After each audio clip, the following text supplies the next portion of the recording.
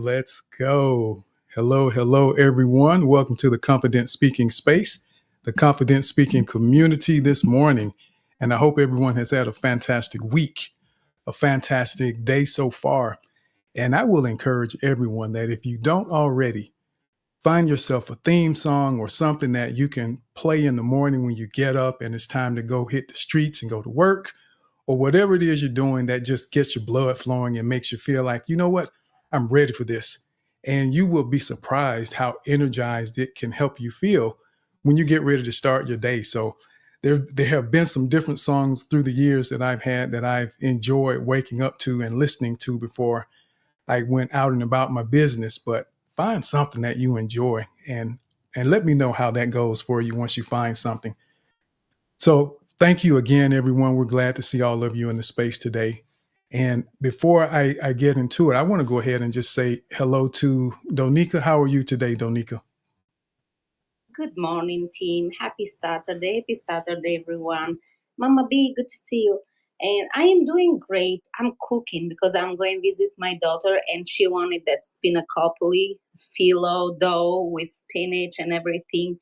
And she was like, Mom, she made the menu. And I was like, okay. And I'm just dancing with your songs. Like, it is so beautiful to start the day. But I woke up at 5:30. I did my meditation, my yoga, and I'm ready to be here and see what we all have to share. Let's spread positivity, joy, and love today. Tony. Let's go. Let's get it. Let's get it. Yes. So she's cooking, everyone. So she has a menu that her daughter has specially requested. So I know that's going to be fun. And it's always great to be able to spend time like that. So let's go over to Madev. So Madev, hello, and everyone. Madev is co-hosting with us today. This is his first time, and there is absolutely no pressure. But Madev, I knew you were up for the challenge as we continue growing in this community together, expanding ourselves, getting comfortable being uncomfortable, and doing the things that we may not normally do on a regular basis because we're trying to be better and get farther than we could have gotten if we weren't willing to take those risks. And I said all of that not to put you on the spot, Madev, and make it feel like it's a whole lot of pressure. But welcome to the space, Madev. Thank you for co-hosting. How are you, sir? I'm doing great. I'm doing great. Am I doing? Fantastic. I am fantastic. I'm super excited to be here. I don't know how I feel right now. I'm just like excited to be here. Hi everyone. I'm doing great. I had a great week. I had my exams and I was able to do well in my exams. So I'm just super excited to be here to listen to what everyone has to say and to share one or two things. And here once again, thank you Tim for this opportunity. Absolutely. And again, thank you for agreeing to co-host with us today and to, again, and I want everyone to realize this and really pay attention.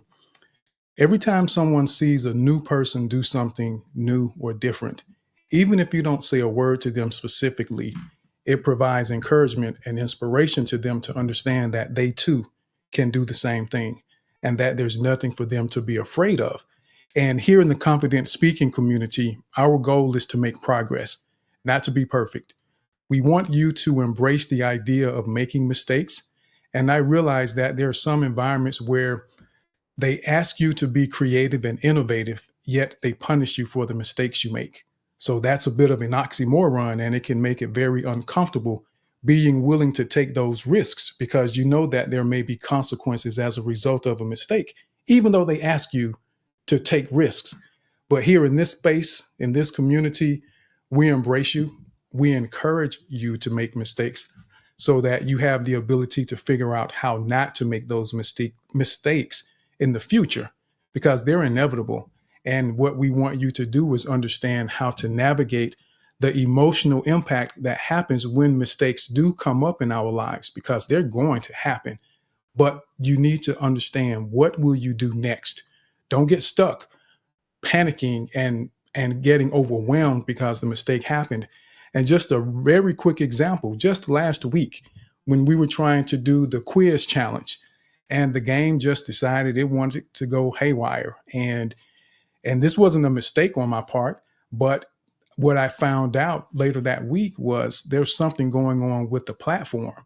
So there's some things they're trying to figure out.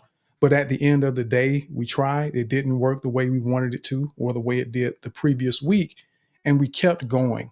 So I want everyone to wrap their heads around the idea that it's okay when things don't work exactly the way you planned. That's what a plan is. It's a goal and it's an approach that you want to take, but always have contingencies in mind and be willing to move forward, make a decision and take the next step to keep moving forward. But don't be afraid and get overwhelmed because of the fear. So here in the confident speaking community, our goal is to help you become more confident and effective communicators in every environment of your life. We want you to understand how to use the 4 Ps.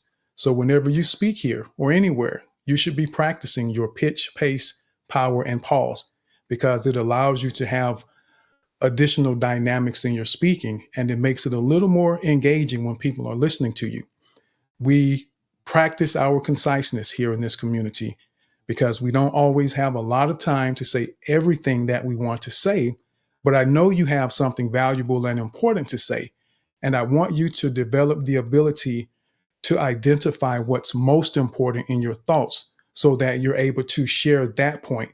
Because if you're in an interview and they don't have a lot of time, there's 5, 6 questions and only 20 minutes to go through those questions. You have to figure out how to say what's most important as quickly as possible. So that's what we practice here in this space. And we use a timer to help make sure we're doing that. We get comfortable being uncomfortable in this space. That's part of the reason we do the challenges. That's part of the reason we have people come up and co-host with us, different people, so that they can get comfortable being uncomfortable. That's part of the process of us getting to a place where we have the ability and the willingness to move forward in life, because you cannot make progress if you aren't willing to take risks and if you aren't willing to make mistakes or potentially fail, as people say. Because I don't personally believe in failure. I only believe in the fact that we learn. You don't fail unless you quit. If you don't quit, you don't fail. You can't fail if you don't quit. So that's what we're here for, and we're going to provide you support every step of the way. Everyone is welcome to speak. So don't be afraid. Don't sit and wait. Well, I've got an hour. I've got time. It doesn't close until 1:30. Don't wait until the end. Jump on it. Maximize the time that you have because there may be more for you to share. There may be more for you to gain if you get involved early. And think about this. Imagine being in a room and someone asks for a participant. And I see it all the time. People will ask if someone wants to volunteer to be the first one to provide feedback or response or ask a question. And there's crickets. No one wants to speak up. Everyone is waiting on someone else.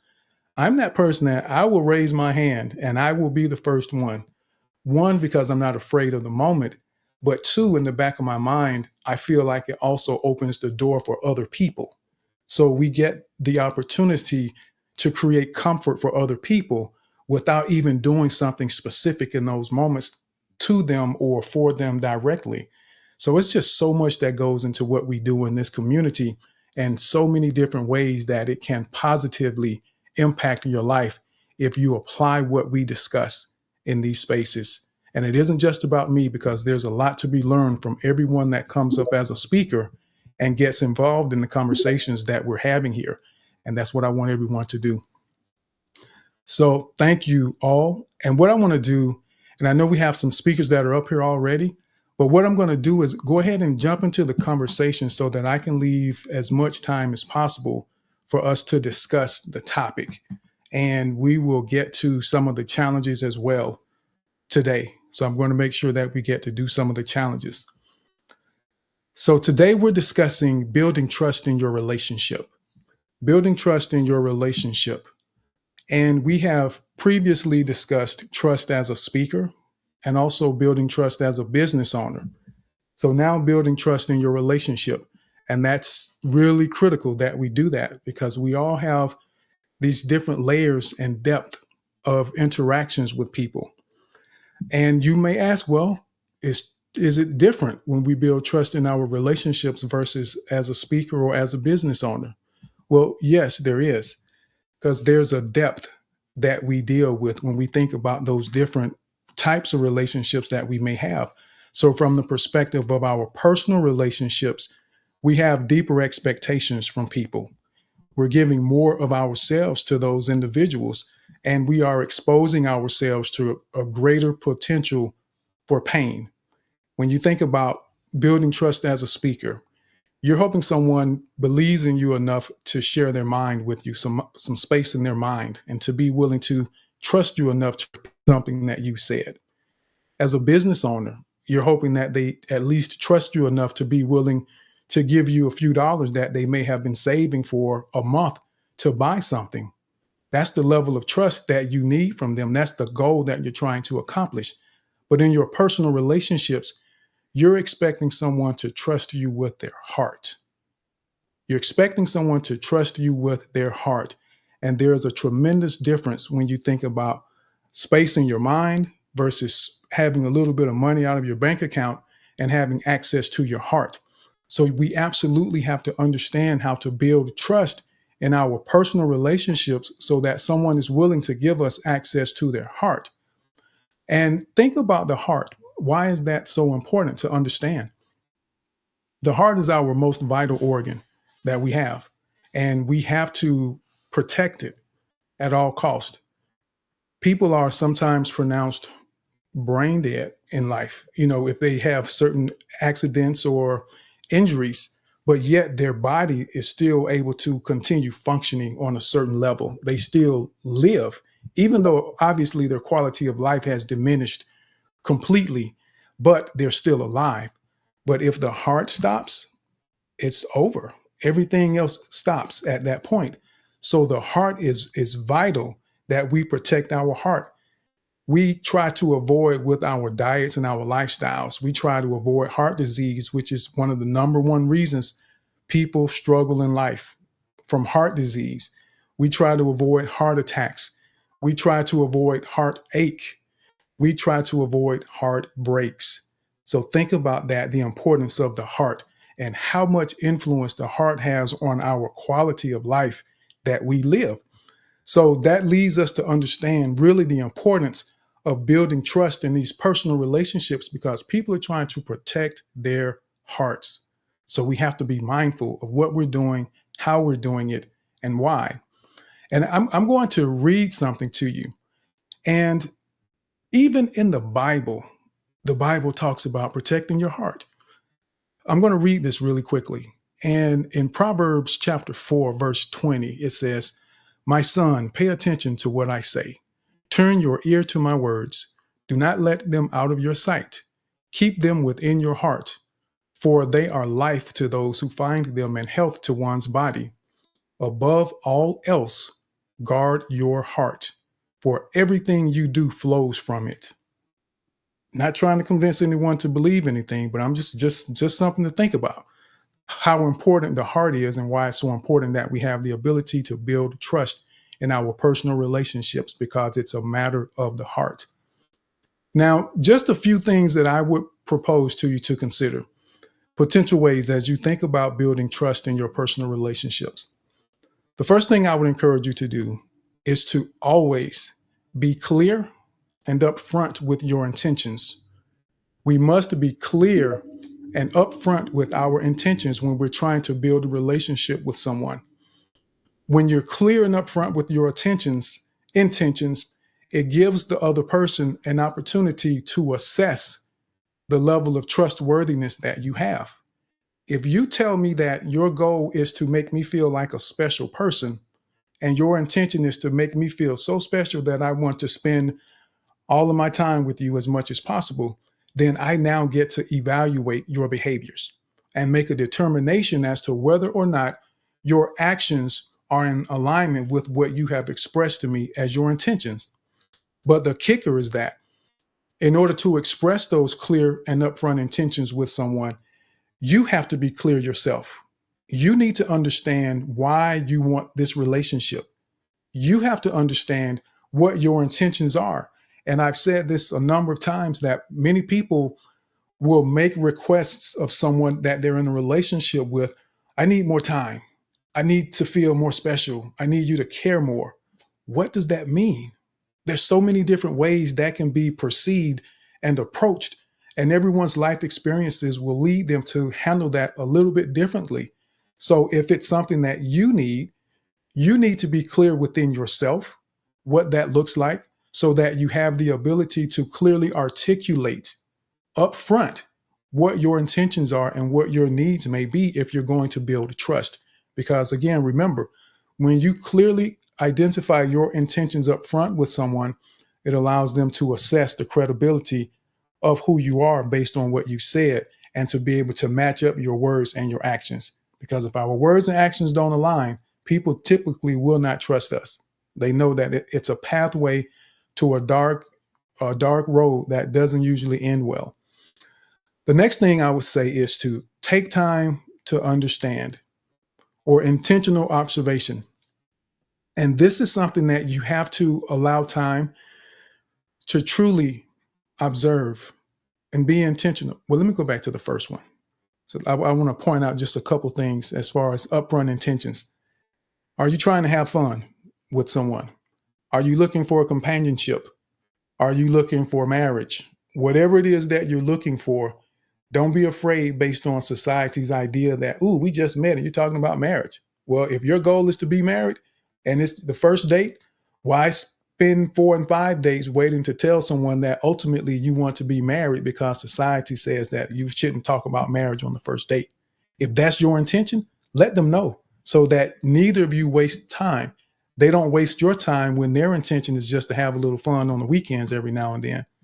Be clear and upfront so you can use your time wisely and find the person that's going to give you what you need and what you're hoping to have in your relationship. But take time to understand. Don't try to rush it. We all understand that trust takes time to build, but we take time to understand because we need to identify the different moods they have, the different emotions that they express, and why. When do they express certain emotions? When do they have certain moods that may show themselves at different times of the day, certain times of the month, certain times of the week, that people's moods, behaviors, and emotions may change, and you need to understand that. And when you've taken time to understand how someone quote unquote ticks, I would say, it gives them the ability to understand that you are being very intentional to try and provide them what they need, that you're trying to understand them, and that you're trying to be someone in their life that they can trust with their heart. So take time to understand. The next one is consistency, consistent character and behavior. That's an easy one. We have to be, well, I say it's an easy one in terms of understanding, but it isn't always easy to do for some people. But consistent character and behavior. If someone calls you and you go out and they are always looking at you wondering, I'm not sure which Michael, I'm trying to make sure I don't see a Michael up here. So I'm not, okay. They don't know which Michael they're going to get whenever they see you. It can make someone very uncomfortable. And it's difficult to trust people when you don't know what it is you can expect from them, because one day they may spaz out on you and embarrass you, or the next day they come with flowers and roses and ice cream, and you feel like the queen or the king of the world because they've given you what you said you wanted and needed. But if they have a bad day at work that you didn't know about, or if someone upsets them, then they become a completely different person, and you never have a real handle as to who they are and what you're going to get from them. That can make it difficult for someone to trust you. But when you take time to understand, as you're trying to trust someone else, if you've taken time to understand them, their moods and emotions, you have a better opportunity to recognize some of those changes, a better opportunity to understand the why behind some of those behaviors so that you can actually be there to support them as they go through those moments and have those experiences that cause them to be a little bit out of character because they're upset. Their heart has been hurt in some form or fashion. So all of these, they go hand in hand. And the next one is to become a place of safety for them. Become a place of safety. And what does that mean? When we think about Maslow's hierarchy of needs for humans. There's a hierarchy of needs that Maslow said that takes place in our lives. The first one is our physiological needs. We all need food, water, and shelter. That's a given. There is no love, there is no nothing that you're worried about if you haven't eaten for a week. I mean, at the end of the day, nothing else matters. Now, I just need to get some food. I need some water so that I can actually survive and live. So that's number one. But number two is safety. Number two is safety. So when we become a place of safety for people, when we feel like they can relax, they can get comfortable. And if any of you have ever seen a cat walking around before, think about this, how when you see a cat come around the corner and it's unfamiliar to you, it's walking, and then it kind of sees you and then it stops and it looks at you. And it's wondering, okay, is this safe? How do I need to respond to this person in this moment? They're watching because they don't quite know. But when you have become a safe place, and we're going to stick with this cat for a moment. When this cat feels safe with you and it comes up to you and it's willing to lie down in your lap and close its eyes and go to sleep, you have established yourself as a safe place for this cat. And the same thing with us, with people. There's certain behaviors that we are not going to share with people or demonstrate when someone doesn't allow us to feel safe with them. And if we don't feel safe with someone, we do not trust them. We have to get to a place where we become a place of safety for people so that they have the ability and also the willingness to trust us. They don't even want to trust us if they don't feel safe with us, because it begins with that. And then there are other aspects of the hierarchy, but we're going to stop at safety because it's number two after food and water. And then the last one, well, two more. Share your heart first. As you're trying to build trust in your personal relationships, be willing to share your heart first. Many of us want to have these interactions and we want to feel like someone is comfortable with us, and we want them to share their deepest secrets. We want them to share those things that are near and dear to their heart. And we're waiting, and we're hoping, I took you to dinner, or we stay on the phone for 5 hours a night and don't get off the phone until 4 o'clock in the morning, and no one wants to hang up. You hang up. No, you hang up. You hang up first. I'm not going to hang up until you hang up. And you have these moments. But share your heart first. When you're willing to say, all right, we've been doing this for a little while and our conversation has been very surface level. You've shared some potential views about some things of life in the world, but I don't really know your heart. Let me tell you some experiences that I've had that have really hurt me. Some experiences that I've had that have really made me feel special and have opened some doors for me that really will help you understand who I am. And when you're willing to share your heart first, it allows them to have a better sense that it's okay, because now their guard comes down and they're able to say, okay, well, you shared what you shared. That must mean you trust me. So now people are more comfortable trusting you because you were willing to take that first step, almost like forgiveness, to be the first one to acknowledge something and be willing to move on and go to the next step, to that next phase. And the last one that I will share is to be accountable. Be accountable. If there's a disagreement in a relationship and communication, no matter who started it, no matter who was wrong, both parties played a role in that misunderstanding, because you have the opportunity to say, you know what?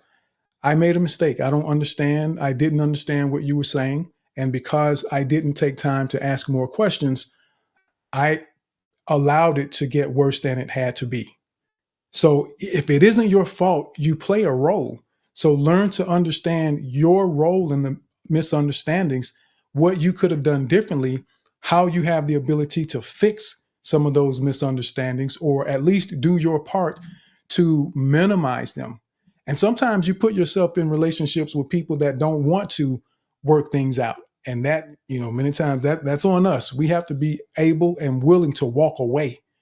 And sometimes we get so comfortable and familiar with people, we aren't willing to walk away when we know it's a bad situation. But be accountable for your role. Be willing to admit your mistakes. Even if there's no misunderstanding, Be willing to go and say, you know what? We had this conversation the other day and I said something or I did something. And I just wanted to say to you that I realized that I approached it the wrong way. And I probably could have said it this way instead of that way. So forgive me for not being as gentle as I could have been or not being as understanding as I could have been. Admit those mistakes and acknowledge the ways that you could have done something differently and made it better.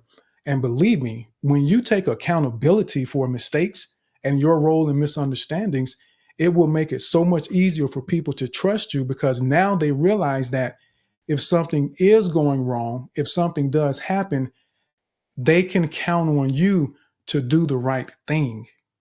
They can count on you to do the right thing. And that means now they feel a lot more comfortable opening their heart to you because remember, we live our lives trying to protect our heart. We're trying to protect our heart from physical disease.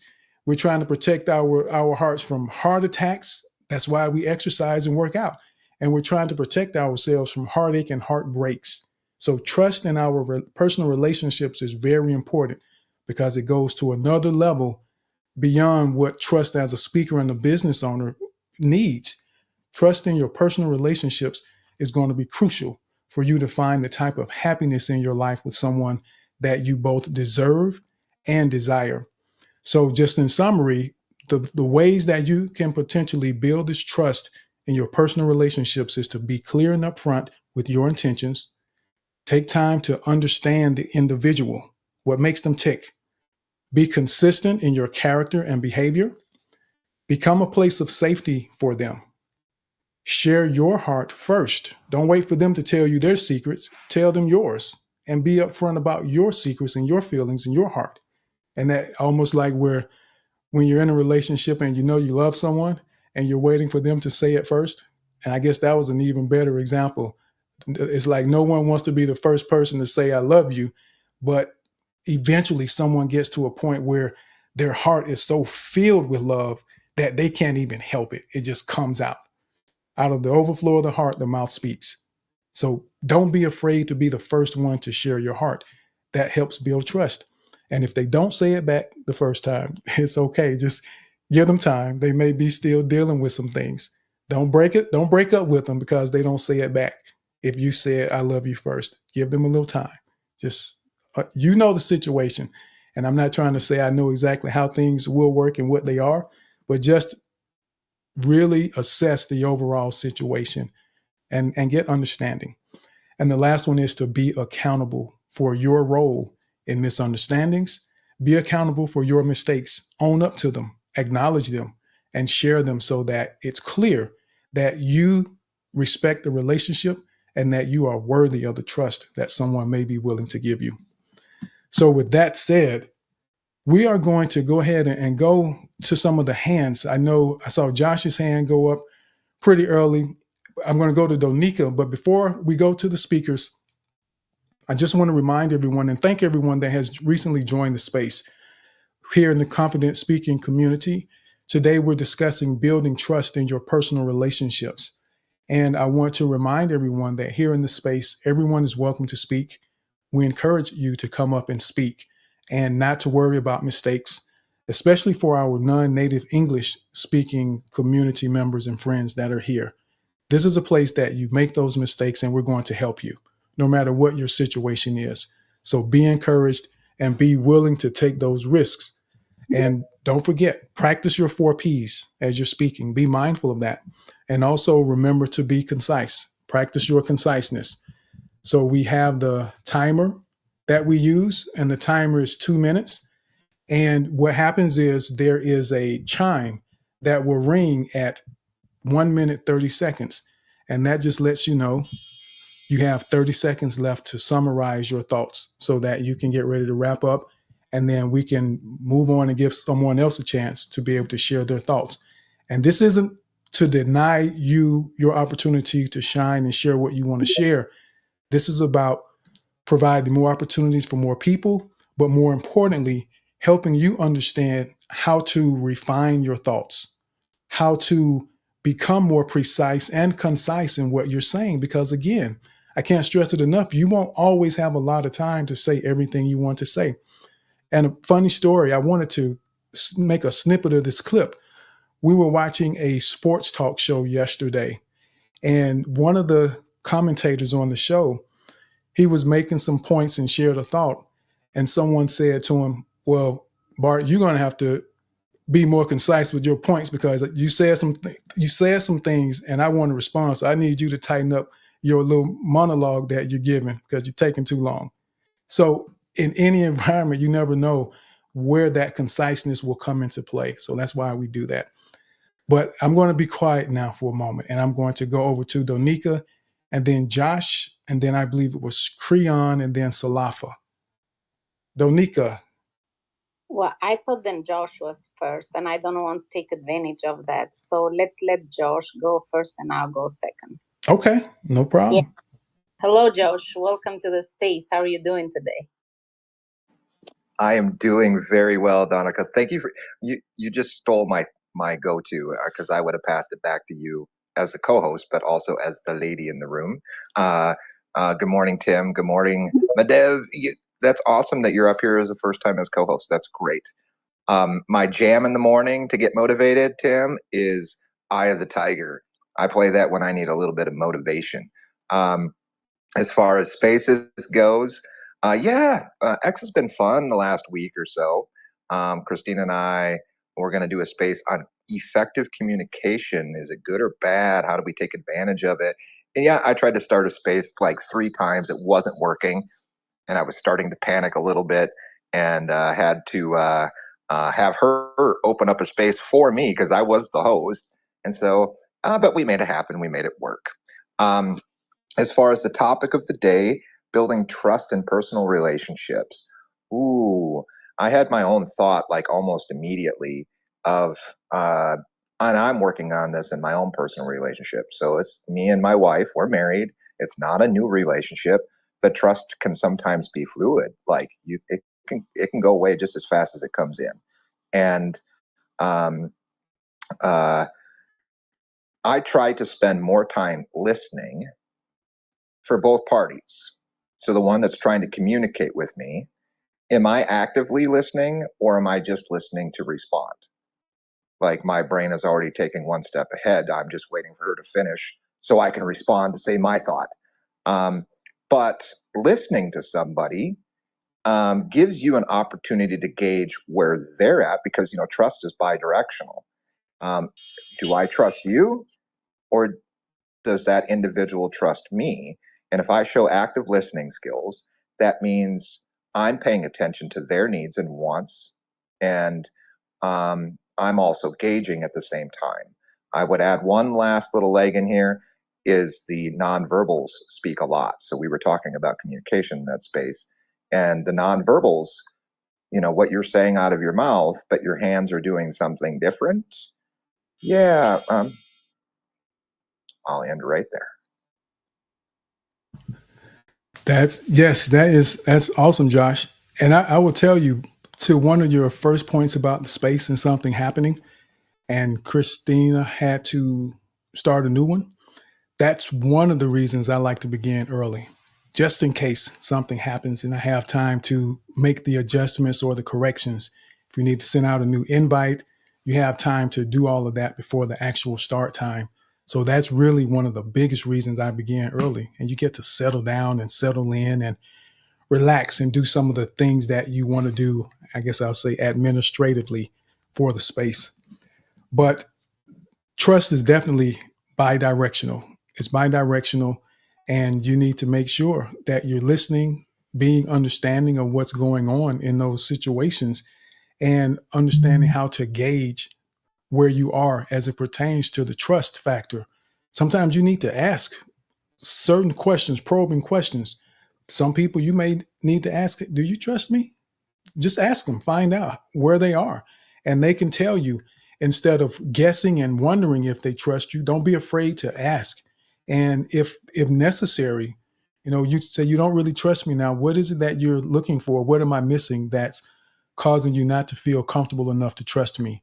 And it's okay to ask those questions because everyone is different. Everyone is different with different life experiences. So don't be afraid to ask that. And the nonverbals, extremely important, Josh. Extremely important, because many people speak more with their actions and the gestures than they do with their words. And you can just kind of tell, especially when you've taken time to understand those individuals.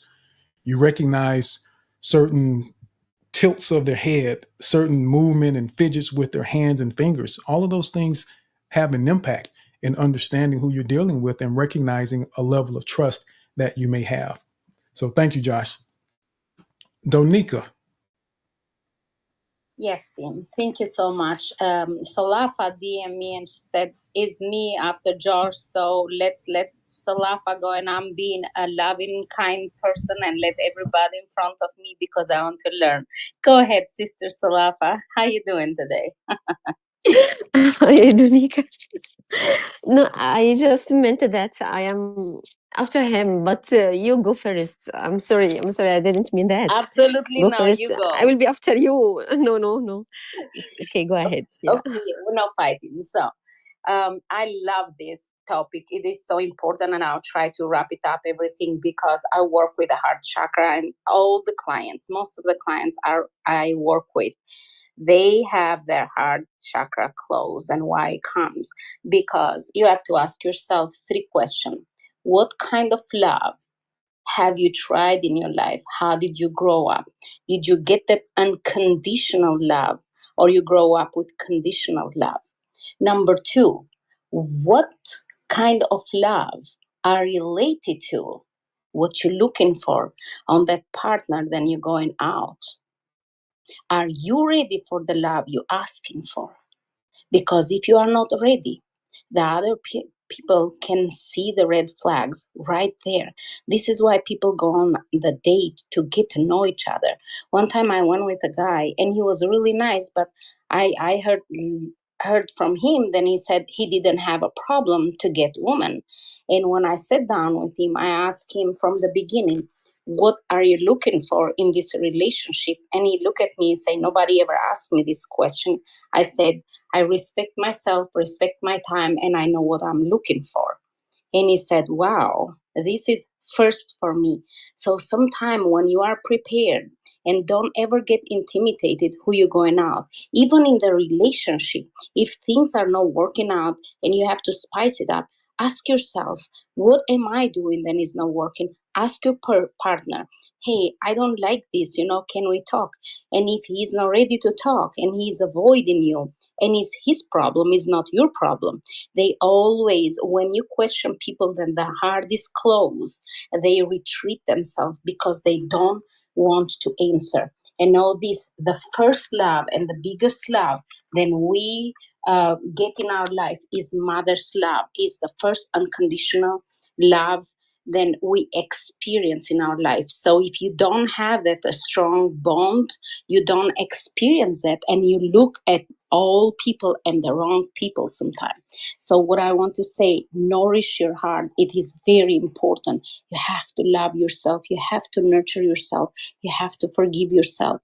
And if you do that, joy comes when we are connected to another. Love feeds us, heals us, and lets us know that is fulfillment in our highest purpose on this earth planet. So don't start with, oh, I love this person because he's nice looking, he has the money, he has this. No, you go there because you want to know this person. You need to know where this person comes. Take your time, be consistent, be open with that communication, and feel safe. Why? Because safety comes from how you are going to open your heart, how much you're going to tolerate. But if you go with open heart and honesty, is nothing to hide, is no secret, is no better heart than a heart that doesn't care secret, because can filter everything as it comes. And an old Irish say, find people who warms you. Why? Because the warm heart always seek a true heart connection with others. So I send you love and warmth today. And if your heart is struggling, guess what? We all have our struggles. We all have been hurt. But in the end, you learn how to love yourself because the heart is the center with everything resigned. That is unlimited love for yourself and others. Absolutely. The heart is the center. If you can't connect with the heart, you cannot build trust, and that is so important. And remember how I read earlier at the end of that verse, it said, above all else, guard your heart, for everything you do flows from it. So all those things to keep in mind. So let's go now to Salafa, and then I'll come to you, Madev, after Salafa. And then, so Salafa, Madev, then we'll go to Creon after that. Hi, Tim. Hello, Salafa. How are you? How have you been? Hello, I'm fine. I'm great. What about you? Fantastic. I am doing fantastic. That's great. Hi, Donika. Hi, Nadev, and all people here. I'm happy to be here. I haven't been here for a long time, so I'm eager to speak a lot. So I pardon you to give me more than the specific time. Just to give me a chance to speak without a limited time. I'll not take a long time, but I wanted to tell something. Actually, I have trust issues, okay, because I went through a lot of bad experiences in my life. Someone who I loved, he tricked me after a long time in our relationship, and also my best friend betrayed me. I don't know why that happened to me, but sometimes we feel that we are stupid because God sent us signs, and we try all the time to ignore these signs. Sometimes we can see things that refer to the bad features in people we are speaking with or dealing with, but we try to escape from the reality. I think there is internet issues.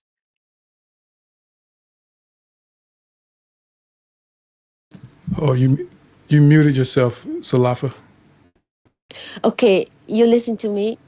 Yes. Were you, Yeah. did you Okay. finish? Yes. Okay. What I wanted to say, what I wanted to say is we should try to think carefully when we are with people and not to ignore signs that God sent to us. And thank you, Tim, for giving me this opportunity. And your topic is very significant. Thank you a lot. Absolutely. And thank you for sharing that. And I hate that you had to experience, the betrayal and someone lying to you and tricking you.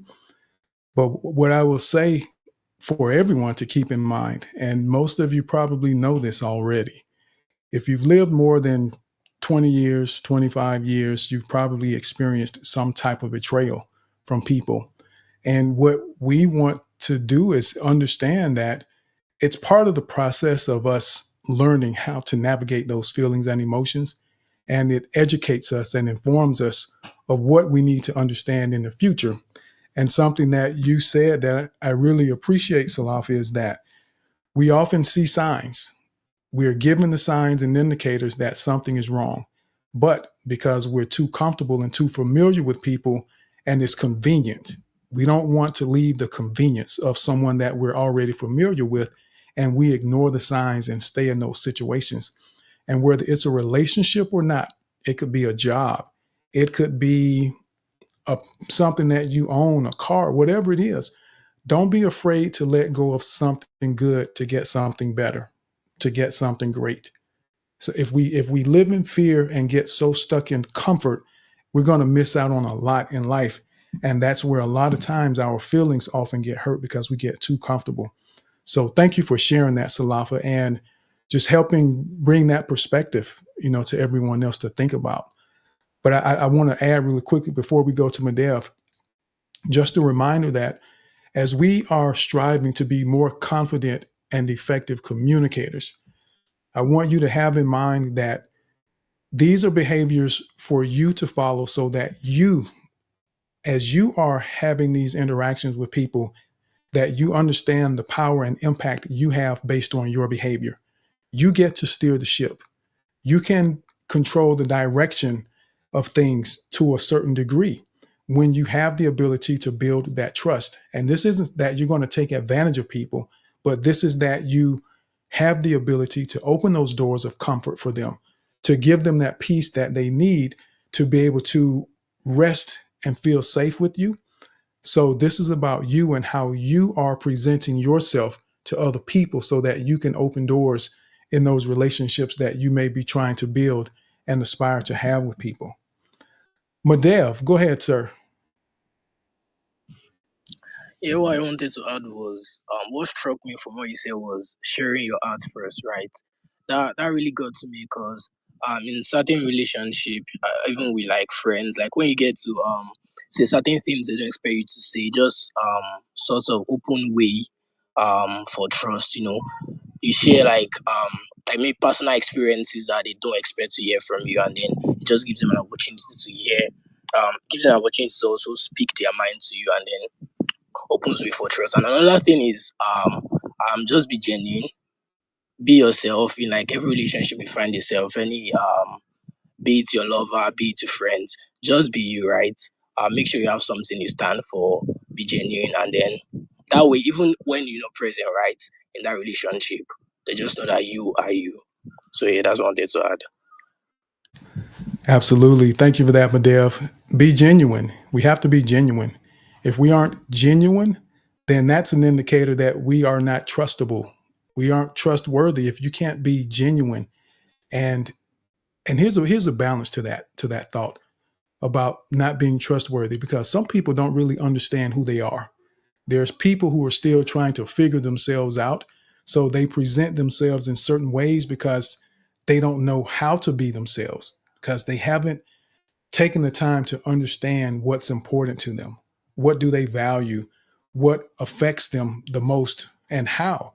So that's something I wanted to throw that in there. But there are those that when they aren't being genuine, some people are being disingenuous and they're trying to deceive. But then there's also some people who just don't understand and they have this identity crisis and they're trying to figure themselves out. So I just want you to be mindful of that. If you perceive that someone is not being genuine, they may not really understand who they are and they're trying to find themselves. So let's go now over to Creon. Creon, how are you? Oh, and before you speak, Creon, I just want to let everyone know. So there are a couple people that are requesting to speak. And if you raise your hand, we'll get to you. And I see your hand raised as well, Scholar. And we're going to get you up. We'll rotate here in a moment and get you up to share your thoughts. Go ahead, Creon. Welcome to the space today. Thank you, team. Always wonderful to be here. So yeah, I'm a little bit nervous right now because there's this one girl that makes me nervous down there in the listener section. but but yeah, um, well, so I just want to share that I met someone who is exactly what you're describing right now. From being articulative when it comes to their intentions, their consistency is there, but that is that is yet to be tested long term. I'd say, and then the person also is like a safe place. Shares her heart, and also accountable. I've tested it already. I mean, not that I tested it, but something just happened, and we are both like learning from from your spaces, Tim, from Josh's and Dr. Christina's spaces. So really glad to be getting values from these wonderful spaces that you guys are running. So, but I also wanted to add that sometimes we talk about, since we're already talking about, communicating our feelings and our thoughts. I just wanted to add this thing that we always talk about too, which is receiving what is being delivered or what is being communicated to us, because there are some cases that we are taking things negatively. We're not taking it with positive intent. So yeah, also I want to point out that it's easier to articulate things to people to people whom we share some values with, and also the people who have the same, I don't know, emotional intelligence. Maybe I'm not an expert when it comes to that matter, but there's just some compatibility.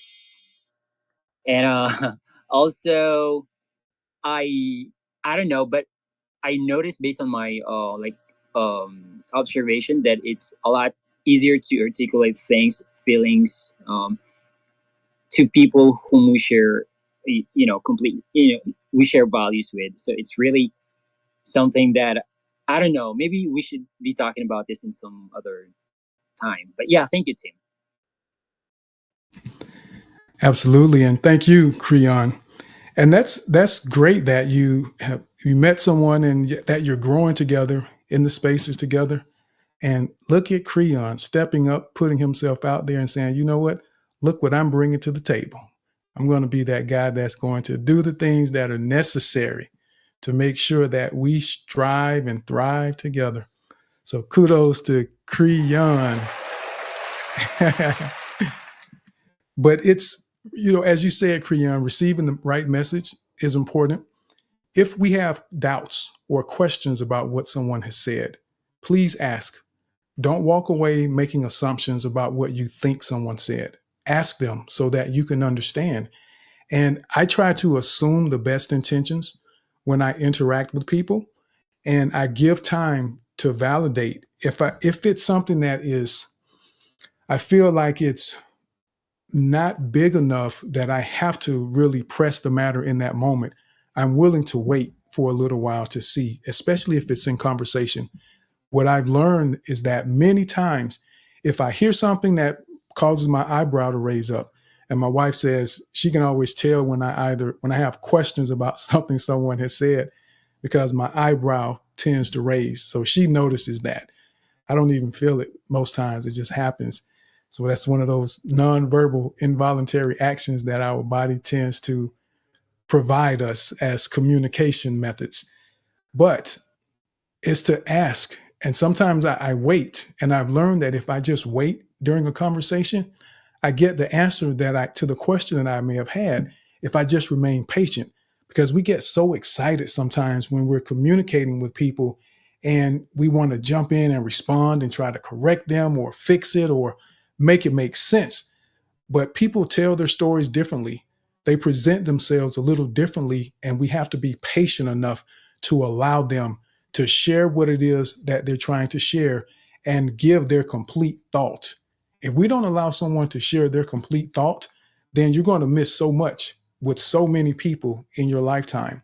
And this is one reason that it kind of bothers me when people interrupt. When I'm in conversations with multiple people, it bothers me when someone interrupts the person that's speaking because I want to hear what they're saying. I want to understand what's their point because it matters to me what they're trying to share. And if a person interrupts enough, depending on the environment and how much I care about the topic of discussion, I may ask, Ralph, can Ralph, I appreciate what you're going to say or what you're sharing, but if you don't mind, I want to hear what Jonathan was saying because I'm really curious about the rest of his thought that he was trying to make. So that this other person, and this goes back to facilitating great conversations, where sometimes as the facilitator in the conversation, you have to create that space for other people when you have the interrupters that constantly do it. So again, everything we do has purpose and there's layers to the things that we discuss and they build upon one another. It's all connected. So let's go now over to Billo. Billo, how are you today, sir? Uh, well, I'm doing fine, Tim. How are you? I'm fantastic. I am fantastic. Okay. I'm great to be here again, and I really appreciate the speakers that have spoke. So, for me to start, I'm going to start with a quote that a Tim said, like, we live our lives trying to protect our hearts. So, if I looked at that quote, it's really captivating in a way that based on the topic we are discussing, I'm going to discuss about two. The first one is forgiveness. So for us to be vulnerable in our relationship, we are supposed to have that heart of forgiving. Because if we held onto the past issues that has happened, we will find it very hard for us to resolve the new issues, and it will be hard for us to to build trust. And then another one is vulnerability. You know, for me, especially based in the community I'm coming from, it is not that easy for a man to be vulnerable, especially in a relationship. Okay, so and vulnerability, I've come to learn that it is okay for you to be vulnerable in a sense that you can share your hopes, your fears, and insecurities. So it will give the other person, which is now your spouse or your friend in a relationship, that strength that you have opened up. So also, I believe also for us to build trust in relationship, there should be open communication in a way that we should be open with what we are saying. We should be intentional. This is what I want, and this is what I don't, especially your feelings, your thoughts, and actions. So that is what I just have to say, and I really appreciate everyone here. Thank you for the opportunity. Absolutely. Thank you for that, Billo. Forgiveness and vulnerability, along with the openness. And if you're willing to forgive and show vulnerability, I think those are reflections of openness and communication as well, because it takes a person that's really being open to be vulnerable in your interaction with someone. And vulnerability means that you're putting your heart at risk, your feelings and emotions when you are being vulnerable with people.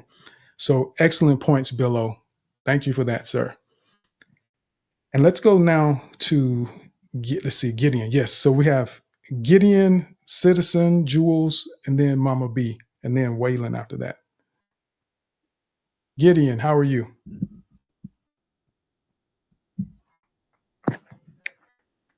Can you hear me? Yes, we can hear you. Okay. Good evening, everyone. Good evening. My name is Gideon.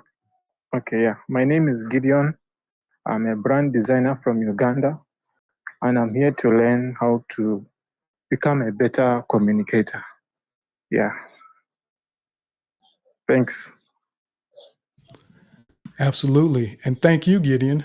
And I see that Gideon used the script that I posted that anyone that's a new speaker is able to use so that you can, again, remember everyone. And Gideon, wow, thank you for that. This is a great example where it doesn't take a lot and it's about progress, not perfection. And at the end of the day, we want you to just move forward and continue taking steps to get better, to get more comfortable, and to get comfortable being uncomfortable, to be willing to push yourself a little bit. And it doesn't have to be anything profound. What Gideon just did was excellent. And I really appreciate that, Gideon. I got to give you the applause for that, because you have inspired someone to be willing to take a chance. Even if they don't do it in this space today, you've inspired someone to know that it's okay and that they don't have to have a mic drop moment to be impactful when they do something or when they say something. So thank you for that, Gideon. So let's go now over to Citizen. Yes, Citizen. Citizen 42. How are you, Citizen? Welcome to the space. Hey, Tim. Hey. Thanks for having me. No, I really appreciate it, man. I really, really do. Like, I come along to your spaces, once in a while, always get massive value from what you're saying, always get huge value from the people who are speaking. So just thank you to you and your speakers. It's always good dropping by. Wish I could make it more often, but it's just, time things. But anyway, thank you. I just wanted to kind of speak on the topic in question. Love the previous speakers who were talking about like vulnerability, communication, just opening up. Like darkness, it grows in silence. So just open up, say something, ask the question, whatever it might be. Just don't let it fester in silence. It's a bad plan. All of the actual that's just the previous speakers, obviously, but I really appreciate what they were saying and what you said in response to. From the actual topic of the conversation, I think the two factors to building trust, in actual real personal relationships, in all relationships really, but it's honesty and reputation over time.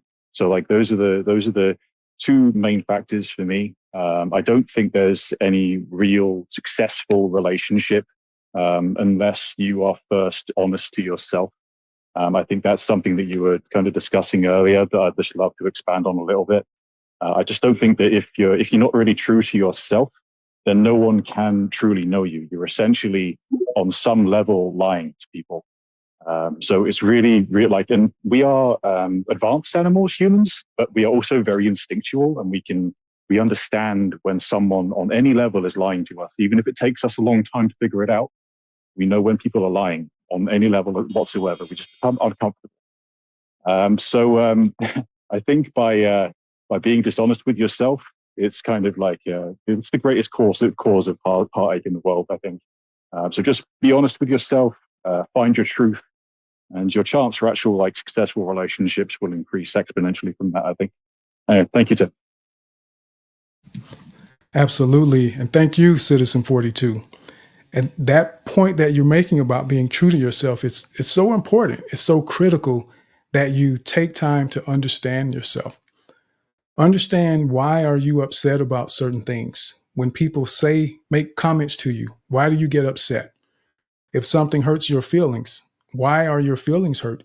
And I'm not saying that they aren't justified and that they don't matter, but you need to have an idea as to the why.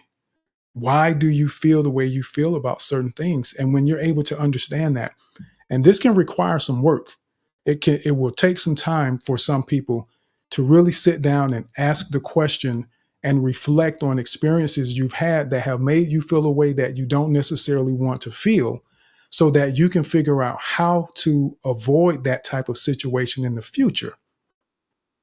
Why? And I realized that with myself, because I've been a loner, really, for the most part. I have a lot of friends. I've had a lot of friends in my life, but it's always been where I was very comfortable being by myself, and I still am. I don't have to have a lot of people around me. I'm very comfortable with Tim, just sitting there looking out the window and just pondering life in the world and my future and my family. I'm comfortable with that. But I also understand how to have those relationships that can be fruitful at the same time. And I understand that I have a limit as well. There's only so much talking that I can do. There's only so much time that I can give before I begin to feel like I'm overwhelmed. And I understand that about myself. So when there are people that I spend a certain amount of time with, I share that with them so that they don't feel offended or upset or feel neglected, because I've given what I have to give, and I need you to give me time. I need you to understand that I need some time for myself now, because I need to regroup and pull it back together, because I know that I give a lot. I'm a giver. I'm a server. That's what I do. That's who I am. That's how God made me. But at the same time, you can't pour water from an empty cup, and we have to fill ourselves up to be able to share. And that's part of understanding yourself and who you are. And I remember a couple of weeks ago, someone was in the space. It may have been I think it was a different space, but he was talking about how he asks questions to try to understand. This Darren speaking with Josh, and how realizing that some boundaries that he has that he did not understand about himself, where he may get a little agitated after a little while in the conversation, and he may get a little snappy. And that was something that he knew he did, but he didn't understand why. And he wasn't able to articulate why he did that to help people he was communicating with understand the snappiness, so that they now are able to say, Darren, okay, I recognize you're getting snappy. Let's go ahead and put this on pause, and we'll pick it up later once you have a chance to settle down and relax a little bit. But that's part of the being clear and understanding your intentions, but also understanding yourself and sharing your heart, being accountable, and taking the time to understand. All of this goes together, but you have to understand yourself in order to be true to yourself, so that you can share the real you with people and allow them to understand the real you when they're seeing it. So great point, Citizen 42, and that reputation, because people will check on you. They'll look you up. They may check your social media profiles to see what your opinions and ideas are, to see how many people you're talking about, as they say, sliding into the DMs with people. What kind of reputation do you have? And it matters. So for all of you that say, well, this isn't real on social media, that everything is pretend, when someone looks at your profile and they decide that, you know what, I don't really want to get associated with this person because of the way they present themselves on social media, and that very real opportunity that will put very real money in your pocket disappears, then we will begin to realize just how real social media is and the actual impact it has on our lives at home when we get off of these phones or the computer, however you use it. And I really want people to start embracing that idea and stop thinking that this space, that these tweets and posts that we make don't have the potential to impact your life on a very real level. So I need you to understand that. So as Citizen 42 mentioned, reputation, what you do on these spaces, on this platform, is part of your reputation that people will check to understand and get an idea as to who you are and if you're the type of person that they want to be associated with. So great points, Citizen 42. Let's go over now to Jules, then Mama B, and then Waylon. Hello, Jules. How are you? Hi, team. I'm doing good. Thank you so much. Thank you for giving me the opportunity to speak. And hi, everyone. So I really want to thank you for bringing up this topic because most times we actually tend to neglect ourselves and our personal relationships. So we just tend to always go after the money, the job, and other activities that take away our attention without actually making out some time to review our relationships and maybe where they are going and the things we are doing well and the things we are not doing well. So it's been really great listening to you share all the wonderful tips, and yeah, I really learned a lot. So the point that really resonated with me the most was where you said we should share our heart first. So I really understand that so much because I think it kind of applies to me. I always tend to not want to go first or share maybe the deep secrets or things that really are about me with people, maybe especially when you're trying to get to know them. So, but I think it's really important for us to get vulnerable because just like you said, if you don't share that part of you, or if you don't start it, then the other person would also be more relaxed and know what to try that. So sharing your heart first also it breeds room for trust, and it makes us to it makes us to be seen more and understood better. I also want to add that I think if we try to become more present or live in the present, will not be afraid of sharing our hearts, because most times there's so much doubt and skepticism that goes on in our hearts. And we're always thinking about what could go wrong after I've said this. What can go wrong if I say this to this person? But if we try to live more in the present, I think that would really help. Thank you. Absolutely. And thank you, Jules. I totally agree. And I love the share first part, how it opens the door and it allows people to be more comfortable because everyone is watching and waiting to see. And it's rare that anyone just wants to be the first person to put it all on the line because many people have been hurt on some level at some point. And if it wasn't them personally, they've heard stories from their friends. So they do what they can to avoid it. Because remember, guard your heart at all costs. Everything we do flows through our heart. So we want to protect it. But when we're willing, especially when we have good intentions, when we know we have good intentions, we can be a lot more comfortable sharing our hearts. And as confident and effective communicators, I want you to understand that even if you share first, and the other person ultimately violates your trust, we can't hold what one person did against everyone else in the future of our lives. We can't do that because we're going to miss out on so many beautiful relationships because there are going to be people who will hurt us. We're human. We aren't perfect. And people are going to hurt our feelings at some point, even the people that are closest to you. They're going to hurt your feelings. So we have to begin to understand and accept that reality of life and understand how to navigate it when it happens and not become bitter and have the ability to forgive so that we can be free from the pain that has happened and be able to move on and continue and not hold grudges that only affect you, because the people you have grudges against, they don't feel the anger of your grudge at all. Not one moment of anger that you experience because of your grudge, they don't feel that. They sleep very soundly at night. So do it for yourself. So thank you for that. Sharing first and being more present. And that opens the door for them to also be comfortable, Jules. So thank you for sharing that.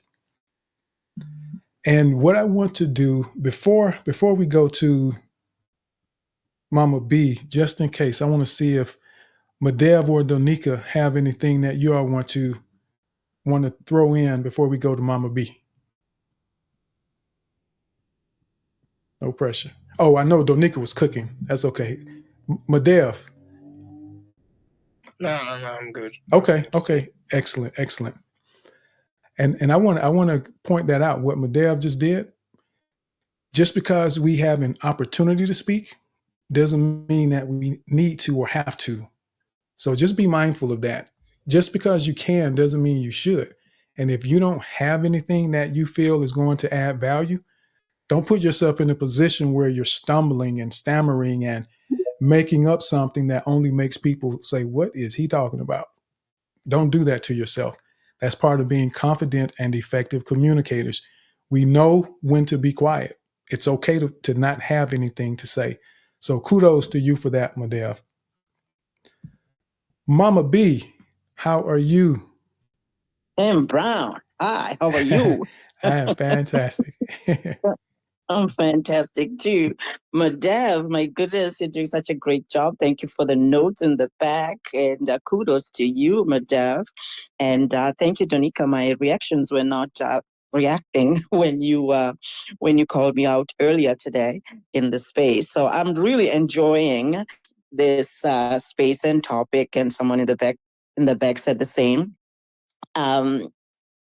I am thinking about, as I was listening, thinking about how building trust with other people begins with building trust with yourself, especially some of us who were raised to be people pleasers, who were socialized that sometimes being truthful is not being polite. And so politeness is sort of like to shave the truth, And I made an example in another space, in this room here, in this space here, but another time, about how in my culture, when someone walks into your house to visit, you have to, culturally, you have to offer them something to drink, like a tea. You have to offer them tea. And the expectation is that you would offer them tea. So you'd find people offering tea because that is culturally expected, even though, and hoping that the other person will say, no, that's fine, because they don't have enough ingredients for the tea. And so you're offering people, oh, I'm gonna make a tea, and you're hoping that they'd say no, but the other person is thinking, well, culturally I cannot say no because that'll be impolite for me to say no, so I'm gonna say yes. And so then when they say yes, you're scrambling to ask the kids to go outside, to the neighbors to go and ask for more ingredients. So for me, I'm thinking that, the trustworthiness with other people begins with being trustworthy with yourself, and being able to push away those cultural norms that tell you that to be truthful is not polite. That's what I needed to say. Thank you. Yes. Yes. And that's part of the confident and effective communication that we strive for, is that sometimes we don't have a good answer. And the best answer is no answer, is that I don't know. And to not put yourself in those positions, Mama B, like you said, that you've described, that you understand it now. And it's so easy for us to put ourselves in a compromised position because we're trying to accommodate a tradition or something that someone else suggests that we should do because we've seen it on television, our friends talk about it. It's something that's common in society. But you have to figure out what works for your life, what works for you. And everyone knows, my faith and my belief system as a Christian. And for me, I follow God. What is God telling me in my relationship and in everything I do? So I don't concern myself with the trends and the fads and what other people suggest is the best way to do something. Because that's where being a leader comes into play, because leaders and leadership isn't simply about being in front of a group of people telling them how to do something and where to go. Sometimes leadership is being willing to stand on your own and blaze a trail that no one ever knew existed, or creating a trail that other people now have the ability to follow. So understanding where you are, what you have to offer, and not put yourself in a difficult situation just because that's what other people are doing or say that you should do. And it really makes a difference, because what if the neighbors weren't home when you sent the kids to get sugar? Then what? Now it's really a difficult situation. So those little things that we think about, the contingencies that I mentioned earlier, when you're making plans, we have to think about that. What if this doesn't work the way I expected? What's the contingency? What do I do in that event? So thank you for sharing that, Mama B. Donika, I see your hand. Yeah, you said that I'm cooking, but I'm done. And I'm going to share the pictures later on. But I want to say something. Welcome everybody to the space. The space is full and it's so much energy, positivity, great people. But what I want to acknowledge, team, is look at how many new speakers are and how intentional they are. They take notes, your quotes, they stay on time, they deliver with open heart, they feel the fears and do it anyway. I see so much growth. I see so much building a relationship and building trust and feeling safe in this space. And this is why when people come in your space, they feel like relaxed. They feel like they know you, and they want to do more. And was one speaker, I can't remember, he just introduced himself, said one phrase, and that's it. We don't have to speak much. As long as your message is heard by others and you speak with your heart, don't ever be afraid, because you know what? The best relationship, the best trust we build with each other, it comes from your voice, and the voice comes from your heart, and from your heart come up in your throat, in your vocal cords, and we express outside, so that energy come from within you and is connected with us. So speak. Don't be afraid. Raise your hand. We can drop down if you want to speak and let you turn. Like I know that Creon did that. He came, spoke, and he said, I'm going down because I want to be giving other people a turn to speak. And this is what I like in this space is people are so warm and so kind and so positive. So kudos to all of you. Excellent points, Donika. Thank you for pointing that out. And just know, everyone, and what Donika just said, it goes back to reputation again, to what Citizen 42 said. So people notice your behavior. They notice the things you do. They hear the things that you say. So don't ever fool yourself into thinking that you're hiding and that people don't recognize who you are and what you are representing. It matters. And remember, someone sees everything you do, even when you don't see them. Someone sees everything that you do. And I'll say this very quickly. I remember the time when my uncle, I was younger. I was probably 20, 21 maybe.